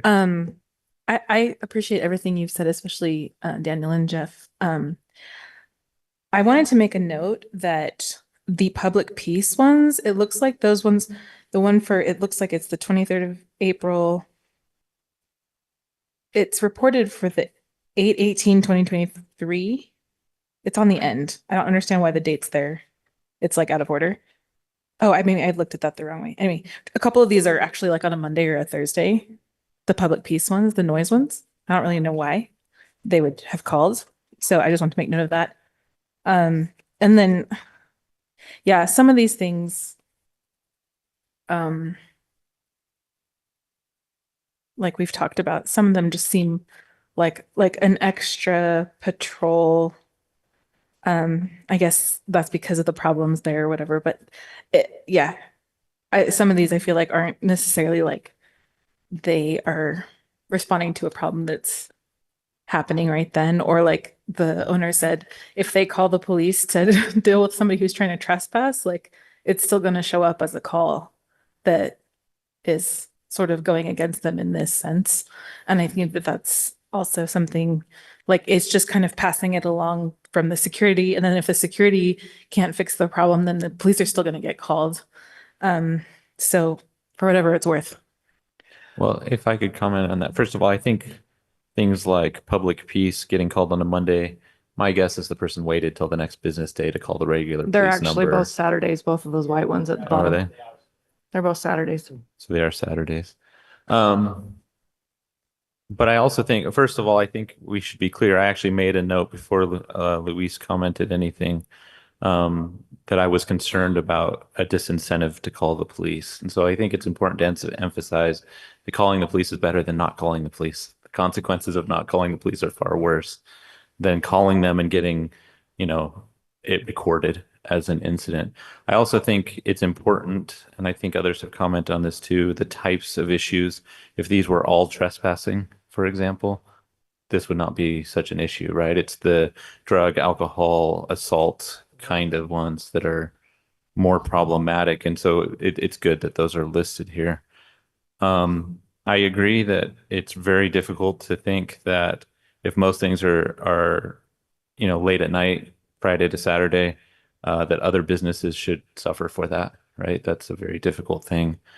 I do agree. I think the owners and the managers have worked really hard to try to create a good environment. It's unfortunate that it's attracted an unsavory crowd kind of thing.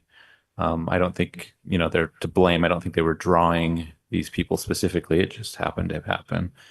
And so I'm curious if there's ways to continue to try to mitigate, if we'd be willing to continue again with some very specific actions and goals that we need to set. It did go down 25%. It sounds like they didn't even understand how far they could go with the security.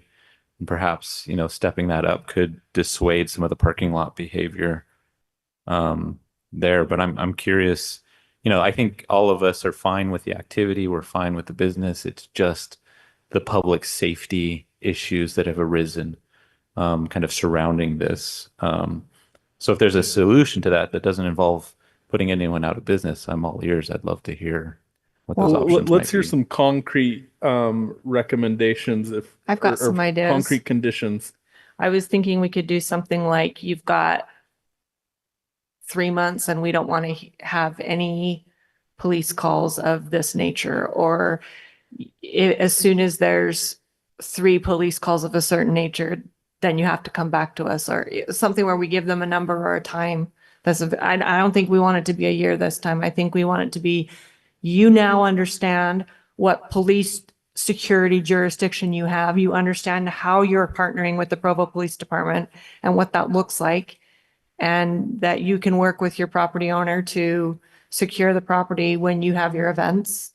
And you have the right to turn people away if they're not going to comply.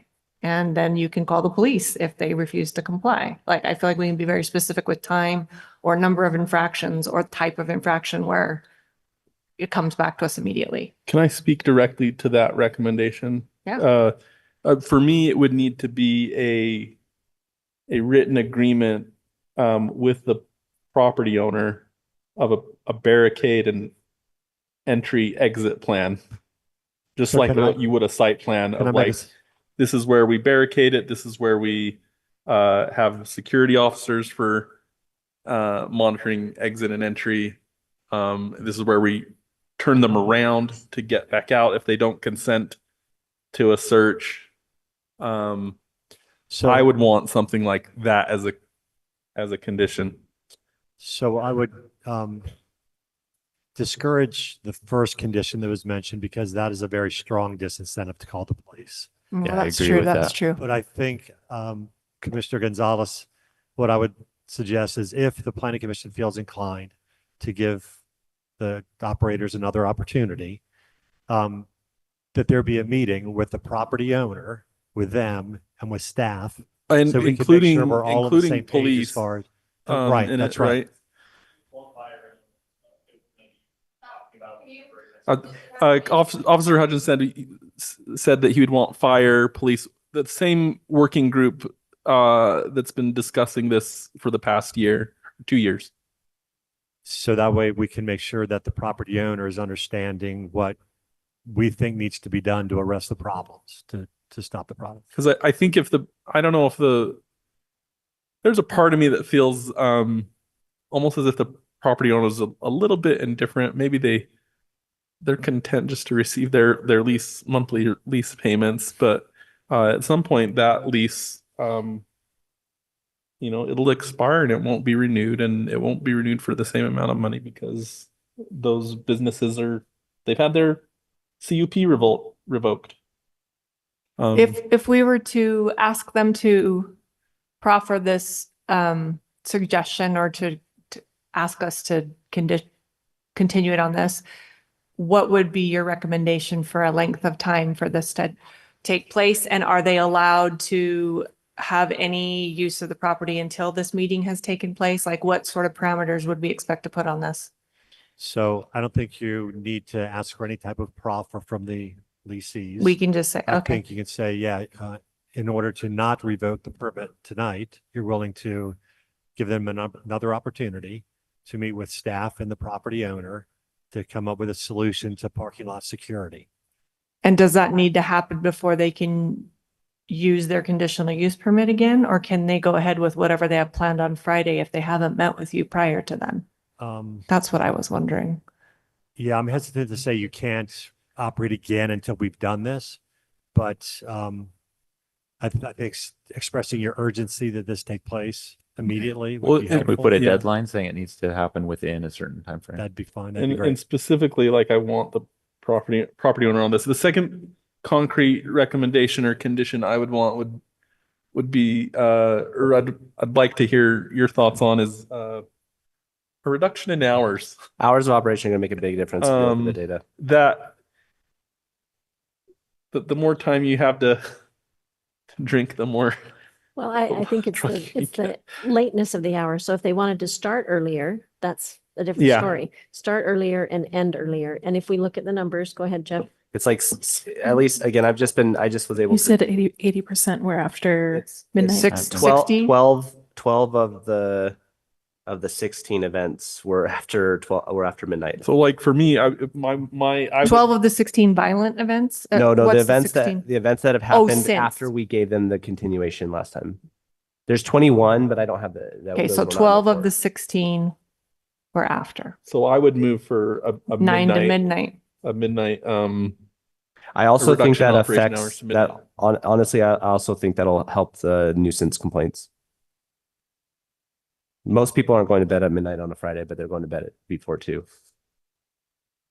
I live right up the hill and I've never heard it, but I don't know. I also have neighbors who blast music. When you're talking about starting earlier, you're really talking about ending earlier. Yeah. Because you wouldn't want to start earlier in the day because then you involve the thrift store, the wireless store, the restaurants, everybody Well, else. all of those businesses are closed by 8 or Not 9. by though. 9 on a Friday or Saturday. Well, I don't yeah. know if a restaurant would be. Well, there's only one restaurant, right? And that's No, open the same hours as the There's a dance. couple of restaurants there. Well, I'm just saying the whole Yeah. intent would be to close earlier, really. That's the intent, yes. Yeah, but you want to Good give them a chance clarification. to have hours, Well, right? yeah, So but that's up to them. that's Our up to only them. requirement would be to Right, close that's earlier. up to them. I'm Is there more I'm than curious, one? would it be appropriate to ask the business owner if that would be feasible or, Yeah, you know what I we mean? should ask that. I don't know. Like these Yeah. are our conditions that we would put on for to continue this. It's true. Because whether it's feasible or not, we think 2 o'clock is Too part of late. the problem. Yeah. I would be curious, at least you mind sharing. Yeah, hours of operation would be fine. I mean, I know that tipping point is just right here. They close at 2 a.m. also. There's another venue right by the cemetery. They close at 1 a.m, 1:30 a.m. Well, most of the places in Salt Lake close at like 2 a.m. I But, guess we're thinking yeah. though, it's not working. So Yes. if this is something Yeah, that, so Yeah, we're just Help trying to is find a the way to hours help of you out here. operation, yeah, no, I mean, I would have to just re-educate it. It's not a problem. I think 1 a.m. is reasonable. If we close at 12, nobody's gonna come. These are college students.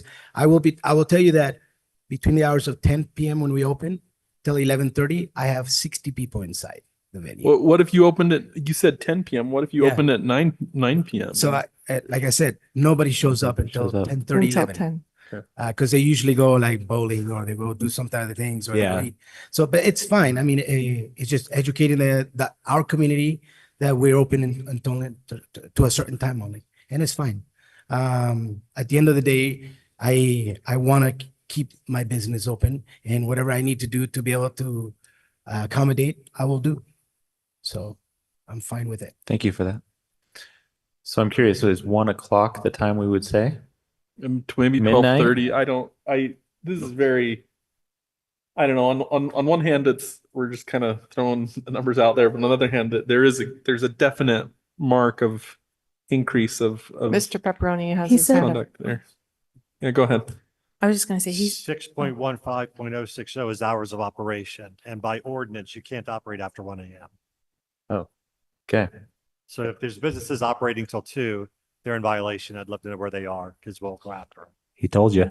Well, then I think we automatically need to have a condition like That they adjust to meet that whatever we do requirement. today. We leave with a recommendation of a closure at 1 o'clock in a consistent with the ordinance. he also But- said The ordinance on your screen. But not just a closure of 1 o'clock, but they need to be off the Vacate premise. They premises. need to not be partying in the parking lot after 1 o'clock either. he So- said also that he turned off the music an hour before official closing, so they would turn off the music at midnight if they closed at 1. Oh, sorry, my bad. I'll say it into the microphone. That was Enigma that said that, not Infligan. So the scientist in me is wondering if we would ask for them to first meet and talk about the different policing things they could do better. And then meet and talk about closing at midnight instead of 1, because we've already determined that closing at 2 is not allowed anyway. So maybe we recommend that changing their hours would help, but maybe we just change one variable at a time and have them do the policing the way we intended for it to be done all along and see if that solves the problem in itself. In addition to the closure at the proper time. Yes. I don't like science. Sorry.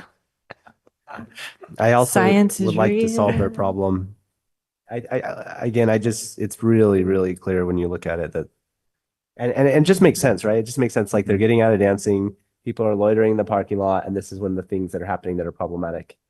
Like if we just push that all, I feel pretty strongly that. And you use the security that you've hired Yeah, that you're to paying clear for the- anyway clear to the say, parking lot everybody by leave, get out of here. X hour, I think would help a lot. I really do. And Or- then there's or- police calls from Macy's. Yeah, I I'm mean, just kidding. a certain amount of the crime will just change location, right? I think But- though, if they had off-duty police officers parked there, that would do a lot to deter people as well. You just have to crack down and you crack down hard. And then people will get the message, this isn't the place for this stuff. Take it somewhere else. I also want to bring attention that I don't know if the comment of when I read that email from the Shiloh Harris from Provo City Police, I imagine she left the ball in Luis's court that all he had to do was contact. When you're ready, you can send me an email with the billing information as well as dates and times that you would like me to arrange the officers. You will be hiring off-duty officers, which means I cannot guarantee that we'll be able to fill this every time. I will do my best. So it's not a guarantee, but I agree with what Commissioner Kendall just said was that, yeah, if there's an off-duty police officer with maybe they don't have sirens on, but if they have lights on, that's let's get out of here quick. Every night at 1 o'clock, those lights turn on without sirens. And it's a they 3-hour say, minimum. Be gone. Yeah. It's a 3-hour minimum at $60 an hour. With that, you may not need as much other security, even if there's just a police posted there. All right, I heard us say we want to give them some sort of a time frame in which we want to see these things happen. We want to make them abide by their required closing hours, and we want to ask them to meet with city staff, including fire, police, and development services, to talk about their Plan. their layout and how they're going to make this happen. Specifically the security and policing of the place. Was there something else? Those 3 things. So what's a time frame? I think there's probably 2 time frames. One is in which to meet with the city and commit to something, and then the second time frame would be when we would like to see changes before it comes back. I agree. So The time frame. So the issues I would time frame. I would like to say we'd like you to meet with the city within a week. Is that reasonable, Mr. Pepperoni? I 2 would weeks say at be least fine. 30 days. 2 maybe weeks? even. You said 2 weeks? Go ahead. I think 2 weeks would be fine. Okay, because I don't want it to be like till the end of the month. I want to give them a concrete, Okay. Get her done. there's only one Agreed. more day this week the city's available, and So the only reason 4 I days suggest 2 next. weeks is so that the staff could come back to your Right. next meeting and report what happened. Okay. It's true. Would you put it on the next meeting's agenda? Or would it be like a work meeting item, or how would it be reported? It depends on how it goes, but I would hope that it would just be a work meeting Okay, report. that would Okay. be awesome. I could stand by that. And then what about how long till we see an improvement in statistics such that we're happy with this, or we need to hear it again? I think 3 months. I think a year's too long, having been given a year before. I think with the it's already been a year. I tend to agree with you. Officer Hutchinson, is 3 months enough time to see a difference in police statistics? With them operating every Friday, I believe that could probably be enough time for us to look at each week and see if we've seen a reduction in particular types of calls. Because we don't want to dissuade calls of service, right? We're happy with calls of service. We are having an issue with the types of calls of service that are requiring a large amount of police response, and then we have calls that are not getting responded to in a timely manner when they should, due to lack of staffing going forward. Like, I think you would rather get a call every Friday, maybe even two every Friday, saying we've got somebody who's refusing to leave, where you can say, you can go in and say you need to leave the property versus that person staying and causing something that's a greater infraction because they're there. Right. So any sort of call that doesn't involve like necessarily there being like violence or anything like that, we'd be happy with that. We're just concerned about the types of calls, which is why it got brought here in the first place, and why we kind of waited so long is because we're checking for those types of calls. We don't particularly. I just wanted to state that to make sure that the property owners and the venue people know that we're not saying, please don't call the police because we're going to count, because that, you're right. If you do that, that will dissuade you. If we see 50 calls in the next 3 months, but they're all trespass assist, you know, asking somebody to leave, I would count that a success if there was nothing else among it. Right. There's certain philosophies within policing and law enforcement, such as like, and something called the broken windows theory, which is where you have to take care of your neighborhood. Otherwise things get out of hand. And if you crack down on those little things, you start to see better results going forward. We saw this in New York in the early 90s when they would crack down on things such as subway jumpers, where they jump the turnstile. And then that's when they were finding drugs and illegal handguns and things like that. So we're more than happy to handle those. It's when we have to have a large police presence that's drawing from the rest of the city, and we have violence going on and things like that. There's officer safety issues and issues of safety. And that decreases your service levels in other areas of the city. Yeah, that's what he was saying. So, and just to be clear, I mean, you're talking, you have more than one officer respond when it's assault, firearms, right, drugs, so alcohol. We cater our response based off of the type of call, what information is given to dispatch and things of that nature. So if we get a call of there's a transient sleeping in the doorway, we just want to move along, 1 or 2 officers might respond just so that you have a safety number. But whereas if you're having a place such as this where you're constantly seeing aggravated assaults, things like that, we have use of force incidents there, we're going to be sending 4 or 5 officers. And if a shift is running low, which our minimum is 7 officers, that's a strain. Then we have a real issue of not being able to respond to other calls when Friday is a heavy call volume sort of night. I appreciate the extra insight with like the number, the calls require on these more severe ones. Right. Yeah. So and we're more than happy to work with them. I know that that you guys were talking earlier about like the community outreach officer, which would be me. I know that he reached out to Chief Beebe recently. In light of recent events, Chief Beebe's relatively busy. And so that kind of got passed down to me a day or 2 ago that he had reached out. And I had not reached out yet because I was waiting till after this planning commission to reach out to him for that, just so we could see how tonight went. But yeah, and I want to be clear that the ball is in as far as off-duty cops. That burden's on the license holder, the business license holder, not city. Yeah. Right. Like to bring that into play. To push that in. But I think the thing though here is that like Luis mentioned that he tried to contact the chief and didn't feel like he kind of maybe got stuck. But I think now, Luis, I hope you know Officer Hutchinson. You guys, he's your community guy. Yes. Like you really need to work with him. And what we're hoping to see is it's very obvious that this is working before 3 months from now when we're going to review this. Okay. Would it be 3 months from now, or since we're giving a couple weeks for the meeting, should we go 3 months from that time? 3 months from the meeting date? 3 months from the meeting date. Right, commissioners? We're just looking at you to make sure you don't give us the frowny face or anything. Okay. I mean, he's also going to have to hire more security and get the fencing, right? Yeah. So yeah, he'll have to have time to obtain gonna be barricades. Should we say 4 months then? Is that fair? No, I think 3 months is adequate because honestly, I think even without the fencing, I think just knowing that they should be walking through the parking lot, shining flashlights in every person who's in a car and saying, this isn't okay here, get out.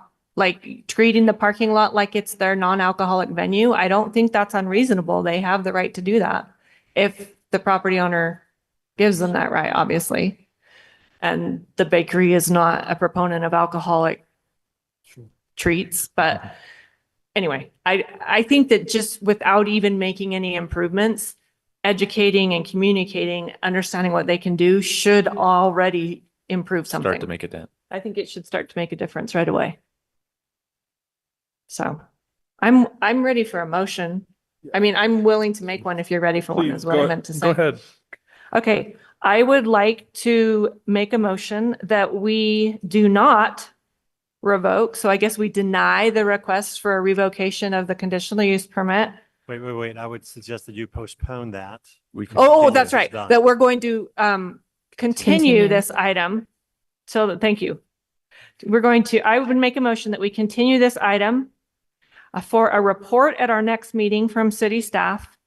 And then 3 months from now, 3 months from when they meet with city staff to discuss their plans, that we get this back in a hearing to discuss the improvements that the police department has seen, if any. The other conditions would be that they adhere properly to the legal closing hours. And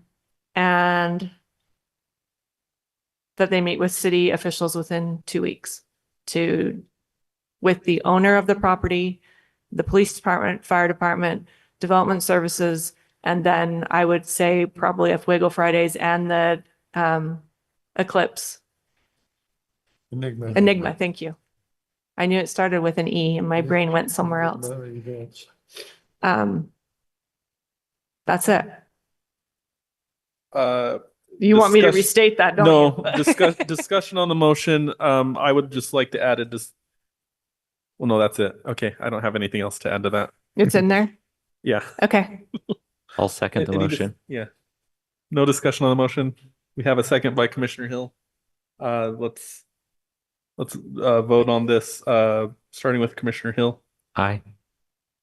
Aye. Aye. Aye. Aye. Aye. Aye.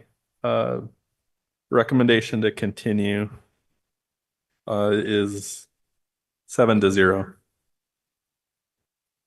I would say if anyone doesn't understand what we just did, that they would just talk to Mr. Pepperoni to make sure they understand what their requirements are.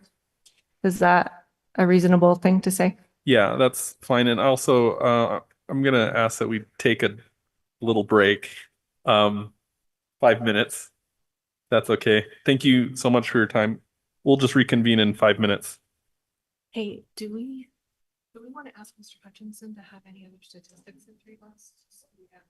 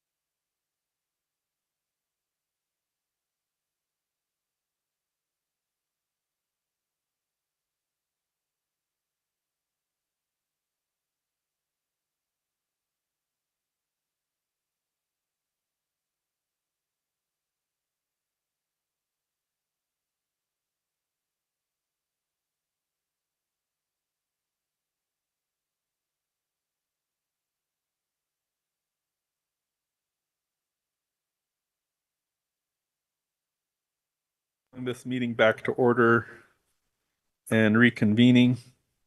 I'm going to read into the item number 2. Thanks for your patience with that break. Development Services requests a zone map amendment from the OSPR Open Space Preservation and Recreation Zone to the SC2 Community Shopping Center Zone for 5 acres of land to attract businesses south of the Regional Sports Park, located approximately at 2662 West Lakeview Parkway, Provo Bay neighborhood. And staff member Mary Barnes will be presenting. Thanks so much. I'll make this hopefully fairly quick. Hopefully you've read through your staff reports, but please feel free to ask any questions. This is just a quick, there's 3 context maps here. I'll just direct your attention to the middle one. Like you said, it's that southern edge of the regional sports park. I don't know if I can, oh, cool. Well, it's the southern edge of that regional sports park, which is right there. And then just across the road is the exit from the new terminal for the Provo airport. Oh, and I did want to mention that the city is the applicant on this, and this is city-owned land as well. So that's just a little bit of context there for the area. Also, this is a proactive rezone that the city is doing. We don't currently have any developers lined up. We don't have a exact future use quite yet. This is something that we're doing, looking to the future, proactively doing this so that more developers can show interest in this land and in this area. This has been done before, most recently with the previous city center land. We proactively rezoned that to DT1 from the public facilities zone. Anyways, pretty much there's just no concept plan for the parcel at this moment. There's no outline of a site plan or anything. But when a developer does come in, that will be a project plan that would probably come before you guys. Let's see. And at this time, the city is planning on leasing that land to a developer to develop on. That lease will help to fund the ongoing maintenance and development of the regional sports park. So it will stay, the plan is to keep it within the city's ownership and just lease that. Moving forward, I'm sorry, I'm going to skip through some, but please feel free to stop me. Go back to that slide. This Just one? spend Okay. a little bit of time on that. Yeah, For sure. everyone to kind of orient themselves. Of course. Yeah. So this is just two future land use plans in the area. The one on the left is the general plan land use map. General plans, as you know, are a little bit more general. They apply to the entire city. And then on the right is the Southwest Neighborhoods Future Land Use Plan. So neighborhood plans are a little bit more localized. They dive in deep to the actual land use of the neighborhood, things like that. So in both, they show the OSPR zone, and then in the neighborhood plan, it shows that regional park zone, which brings me to my next slide, which is the regional sports park. As you probably all are aware, this as of I believe it was changed as early as early last year or maybe late 2022. But this, let's see if I can get this to work. Okay, if you see in this corner right here where it says overflow parking, that used to be the plan for the regional sports park. Since then, we've added, as you can see, kind of in that draft plan, there's no pickleball courts up here. Since then, we've added those pickleball courts. We've added another parking lot, quite a few more stalls, and the company that put together this plan decided that that overflow parking was no longer needed, therefore shrinking the size of the park. And you can see in this other, on the right-hand corner, that's where the proposed SC2 rezone area would be, just on that southern tip, right by the new lights that just went in there on, and I believe that'll be called Championship Way, I think. Anyways, let's see. What else do I want to go through on this? Oh, I did talk to the Parks and Rec. I talked to Doug Robbins with Parks and Rec. He's the director there. And he stated that he's in complete favor of this and that this area is better served as commercial to help serve the park. Which brings me to my next slide, reasons for this amendment. First of all, it would allow for commercial and hospitality support services for the regional park and airport. As you know, this airport just, has a new terminal now. There's more service, there's more meant to be more customers.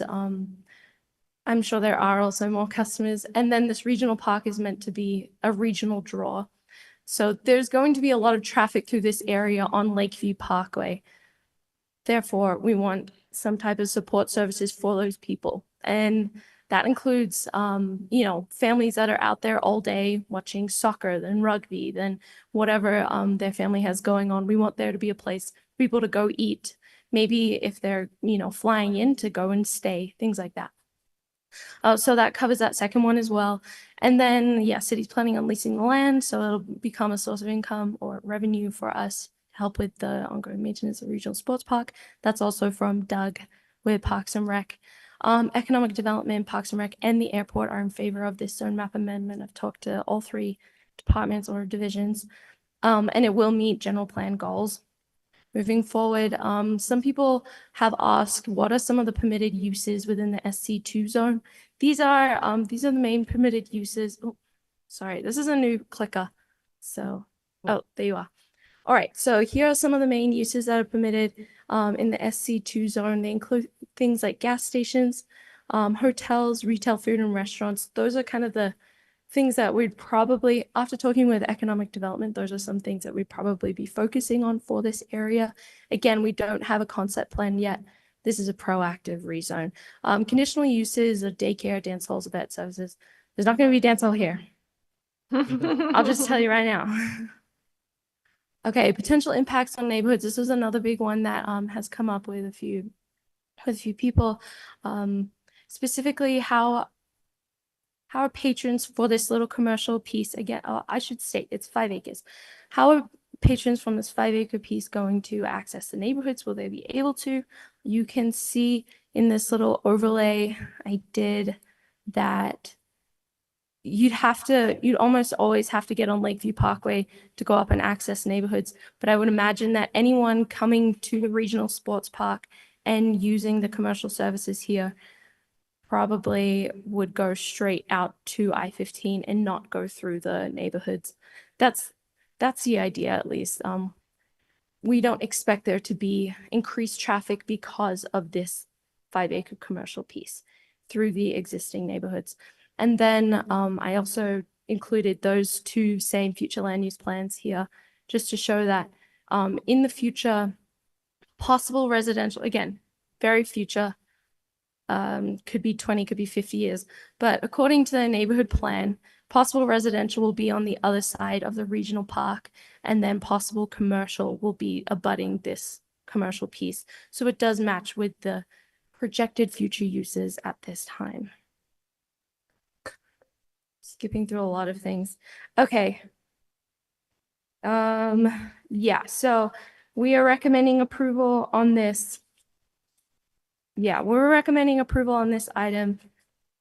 It will allow us to start conversations with developers about needs in the area. It will show developers that Provo is really interested in something here. It's gonna, we will own the property. We're the people who are in control of this. So it's going to be something that will meet the goals of the general plan, something that staff will put together. A future developer would probably have to do possibly like a subdivision plat of some sort, possibly, but definitely a project plan. Oh, one other thing I wanted to mention with the impacts is parking. Heard that some people may be a little bit worried about where people on this commercial piece will park. Will they be parking in the regional park parking lots?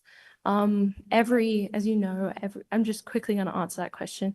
Every commercial property and use has its own parking ratios and parking requirements that have to be on the property. So we'd make sure any parking would be on that property. The required amount of parking would be on that property, I mean. And then finally, support services are needed for the increased capacity of the airport and projected increased traffic for the regional sports park. And again, we don't know the future use, but we're thinking of some type of small food thing connected to possibly a gas station, possibly a hotel, motel, something to really support the surrounding uses of the park and the airport specifically. Any questions? Oh, and here's that exact boundary but I'll keep it on this proposed new zoning map. Could you go back one slide? There we go.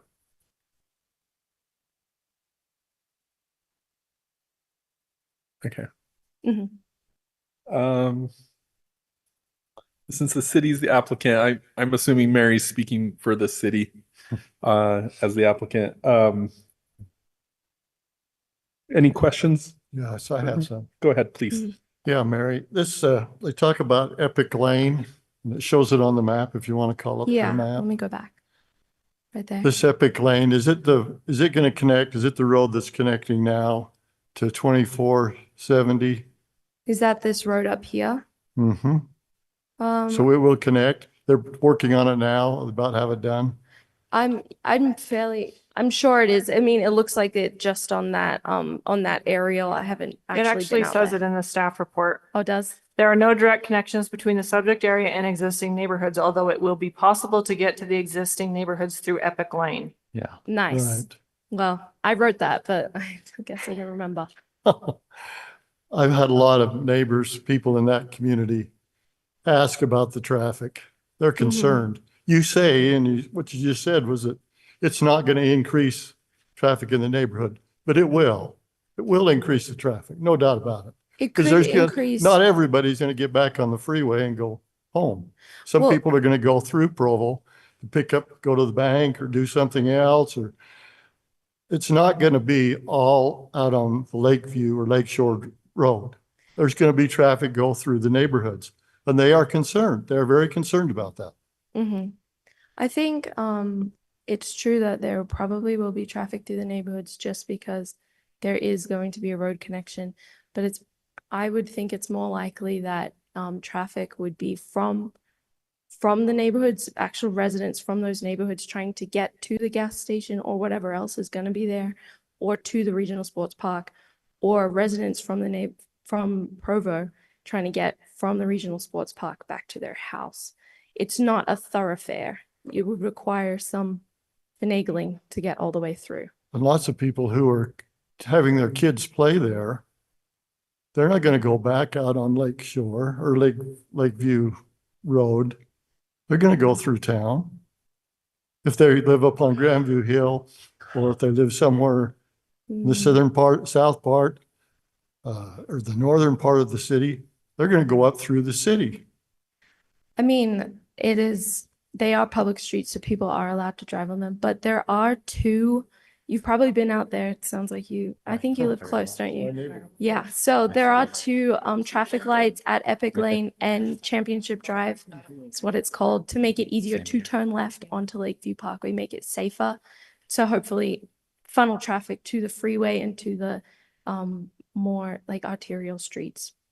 Things like Robert, if that. it's helpful, as I'm looking at the way those roads connect, I think I would rather go out at either one of those signaled lights onto Lakeview and go around quickly without anything in my way than to go through the neighborhood. So if I lived in the neighborhood, I would cut through, but just as somebody who would be going to another neighborhood in Provo, I think I would go out. So as a user, that's not everyone, but Yeah, I think I would rather do that. I think you will have some coming out and going down 600 south into Provo. I do think most will probably go on Lakeview Parkway, especially when it's continued up and you have that connection at 2000 North. So the Grandview people, if I was on Grandview Hill, I'd go up Lakeview Parkway to 2000 Yeah, North and because then it will cut across connect to the there. north. And that will be a great way to go. So I think there is going to be some increase. It's going to be marginal. And most of that honestly is going to come from the sports park, which is already practically built. So that ship has sailed. I don't think rezoning this to an SC2 will affect that a bunch, right? In that case. Because the traffic's already going to be there. Yeah, it's the sports park traffic, not the SC2 traffic. I'm curious if 5 acres is enough and if SC2 is intense enough. Particularly in regards to building height. Like would SC2 be too little intense to allow a hotel or to something? discourage a hotel from wanting to be there? Like they can't build a 4-story or a 5-story hotel or whatever. That's a great question. I'd probably refer to Bill on that one? We've already had discussions with potential users of this property for hospitality and for convenience, and they saw no problems with the SC2 zone. And they didn't see a need for a That's correct. greater building height, different. Okay, I'm fine with that. And as far as the size of the property, is that big enough for multiple things? Like, Yes. big enough for maybe a hotel and a convenience store or Yes, gas not much station? more than that, but Uh-huh. yes, those two things, yes. And we'd make sure, I'll just say, we would make sure the landscaping standards would be up to par with the SC2 zone as well as the design standards. This wouldn't be, it would look nice. Also, again, we're the ones who own the property. And this is the entry to our brand new sports park, one of the main entries. And it's right across the road from our brand new terminal. So we would want this to look really nice. Yeah, it's kind of the entry in from people arriving in Provo Airport to, welcome to Provo. Exactly. Right. So can we please not put a car wash there? Yeah. Well, that's another If this thing. is a quick quack, Bill, like I mean, I have some concerns about that with another car wash or even a convenience store. I don't know. I'd Maybe much rather see a fast food place or like a Cafe Rio style fast food place, something that's a little bit Right. more I think I would classy. Because we own the property, we can make sure it's not uses we don't want. Mhm. Even though once it's owned SC2, I mean, that opens the door to a lot of things, but since we own it, we're the gatekeeper. You decide who you're going to lease to. You're the landlord now, and you decide who you're going to lease to. Right. And the building height in the SC2 zone is 65 feet, and It's decent. so that seems, yeah. I have a question about what the plan was.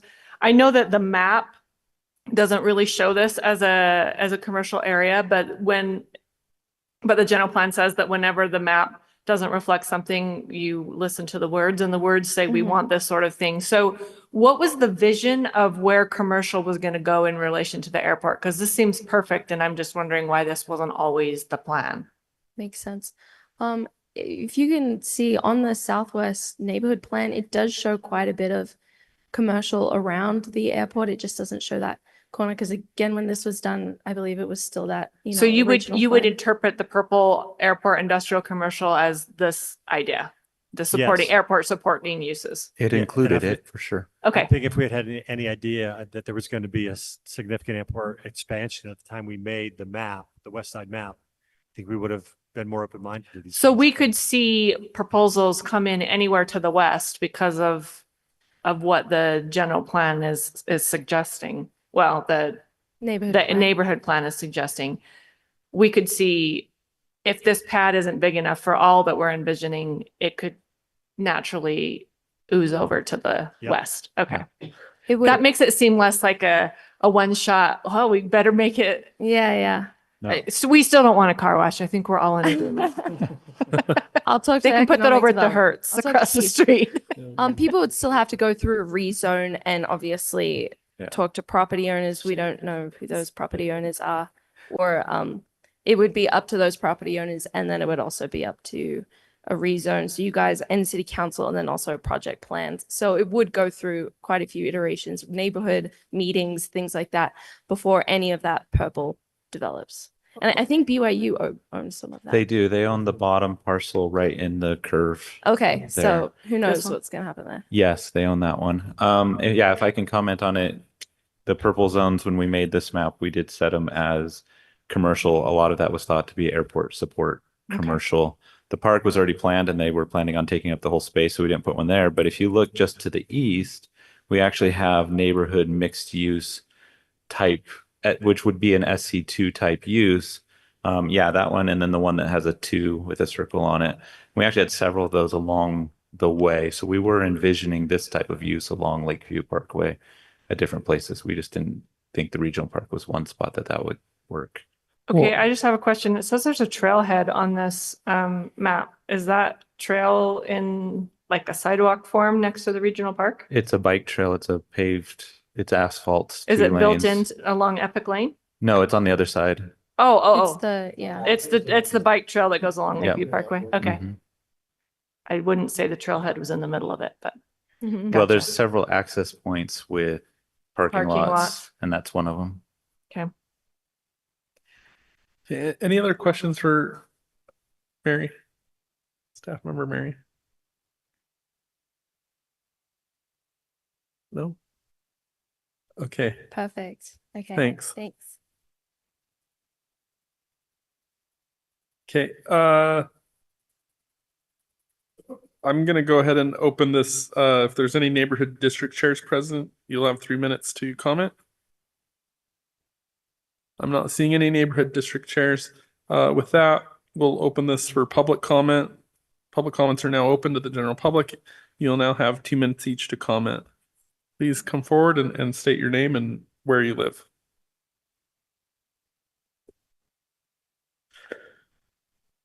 My name is Jeff Stubbs. I live in Provo. Just lift the microphone up a little bit. There we go. My name is Jeff Stubbs. I live in Provo. I'm concerned that this was overflow parking and you haven't opened the sports park. You don't know how many people you need to park, and you're gonna put commercial for you to gain revenue. And then if you potentially need more parking, where are you gonna put it? That's my question. Thank you, Mr. Stubbs. I see a couple of members of the audience that I don't recognize. Any other public comments? Okay, with that, we'll go ahead and close the public comment portion of the meeting. Now's our time to discuss this application. Do we have someone from Parks and Rec here? Can you just comment on Mr. Stubbs' question about parking and how you calculated how much parking you need? And with the redesign, how much are you really losing? That kind of stuff. Sure. Doug Robbins, Director of Parks and Recreation. We've been under design on this project for several years, and one of the latter elements that was added to this was the pickleball elements. So some of those earlier concept plans you saw with yellow areas, those were areas that were just kind of left, in the design processes. All right, I'll just get. Sorry. They were kind of left out of the design process. And so what we did is we made sure that we had adequate parking for everything you can see at that park facility. I think our standard from our consultant was 70 some odd stalls per field was kind of the standard they went with. We added on to that. I think they're currently, I think the average is right about 83 to 84 stalls per field.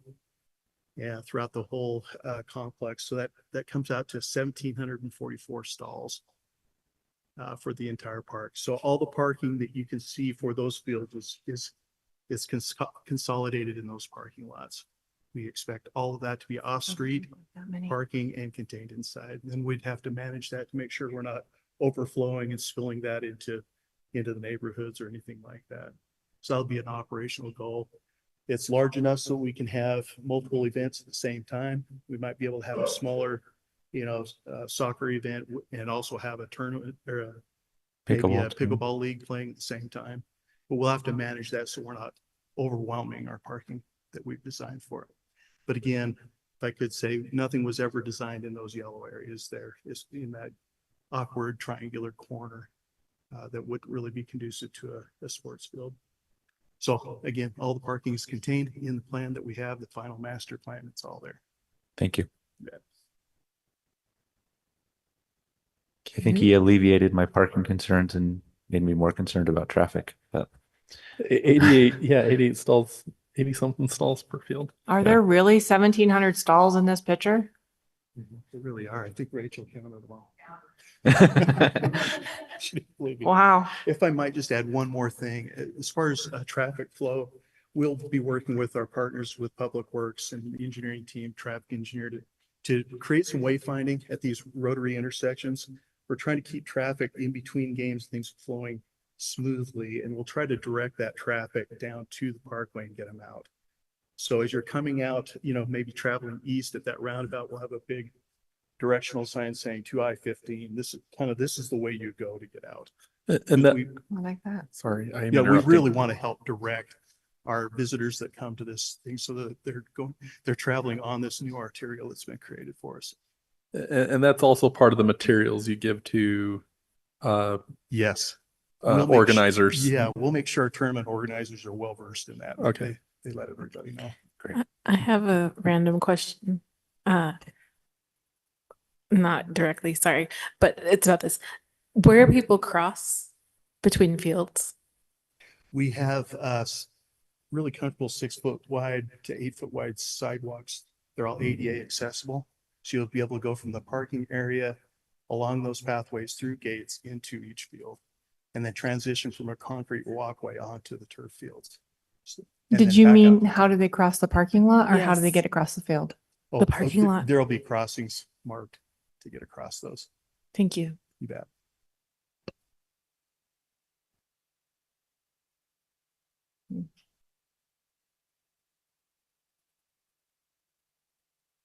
Any other discussion, commissioners?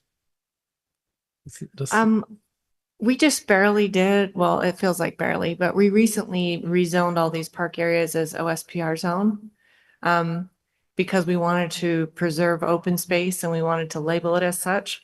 So I know that in our minds, this was exactly what we want to see in this area, but in rezoning this from OSPR to commercial, are we inadvertently sending the message that that's easy to do?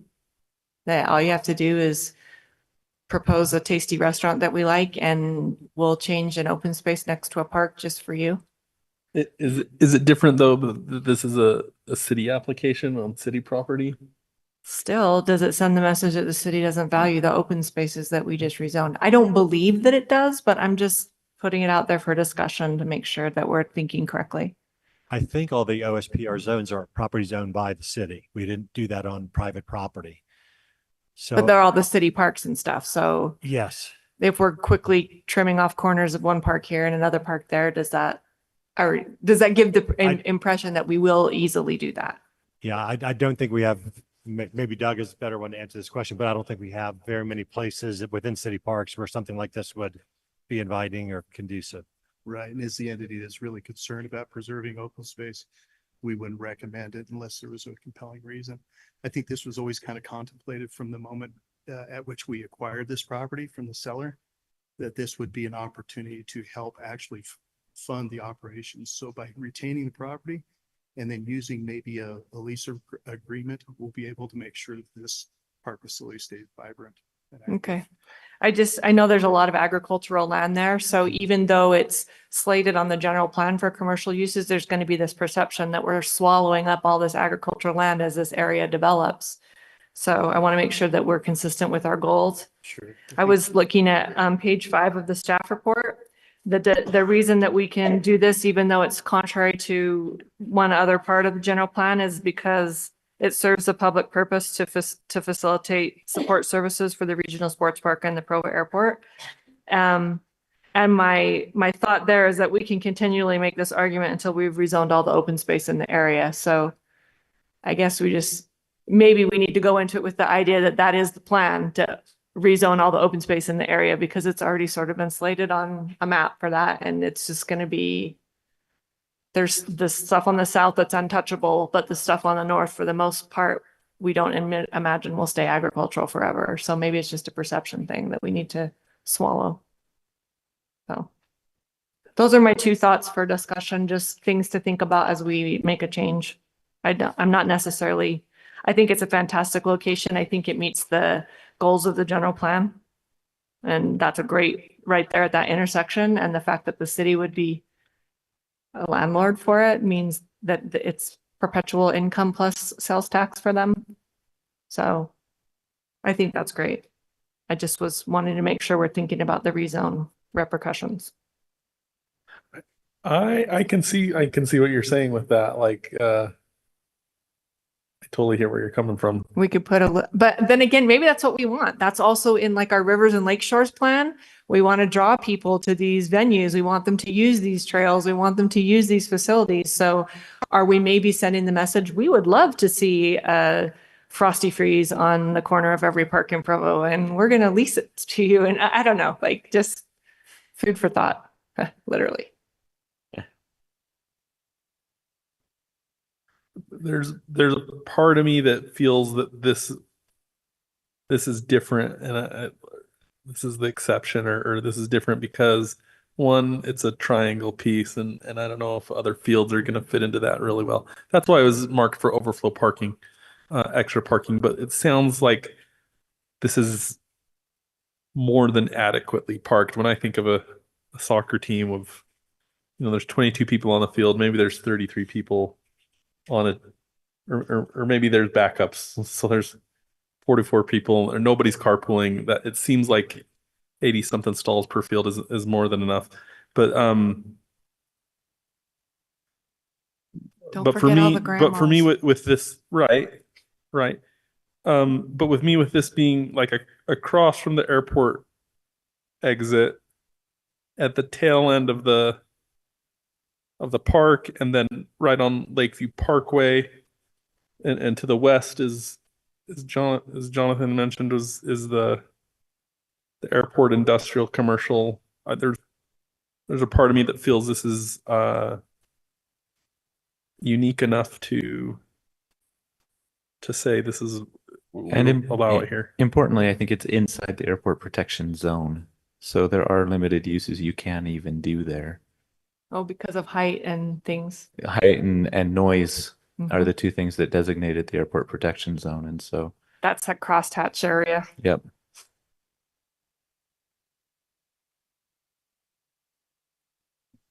Does anyone want to put forward a motion? I make a motion that the planning commission recommend approval for the zone map amendment to Provo Just need to City as bring part it of item 2, development service request to zone map amendment for the OSPR zone to the SC2 zone for 5 acres of land to attract businesses south of the regional sports park located approximately at 2066 to West Lakeview Parkway, Provo Bay neighborhood. Discussion on the motion? I'm comfortable Is there with that. is there a second on the motion? I'll second it. Second by Commissioner Jensen. Let's vote roll call, starting with Commissioner Hill. Aye.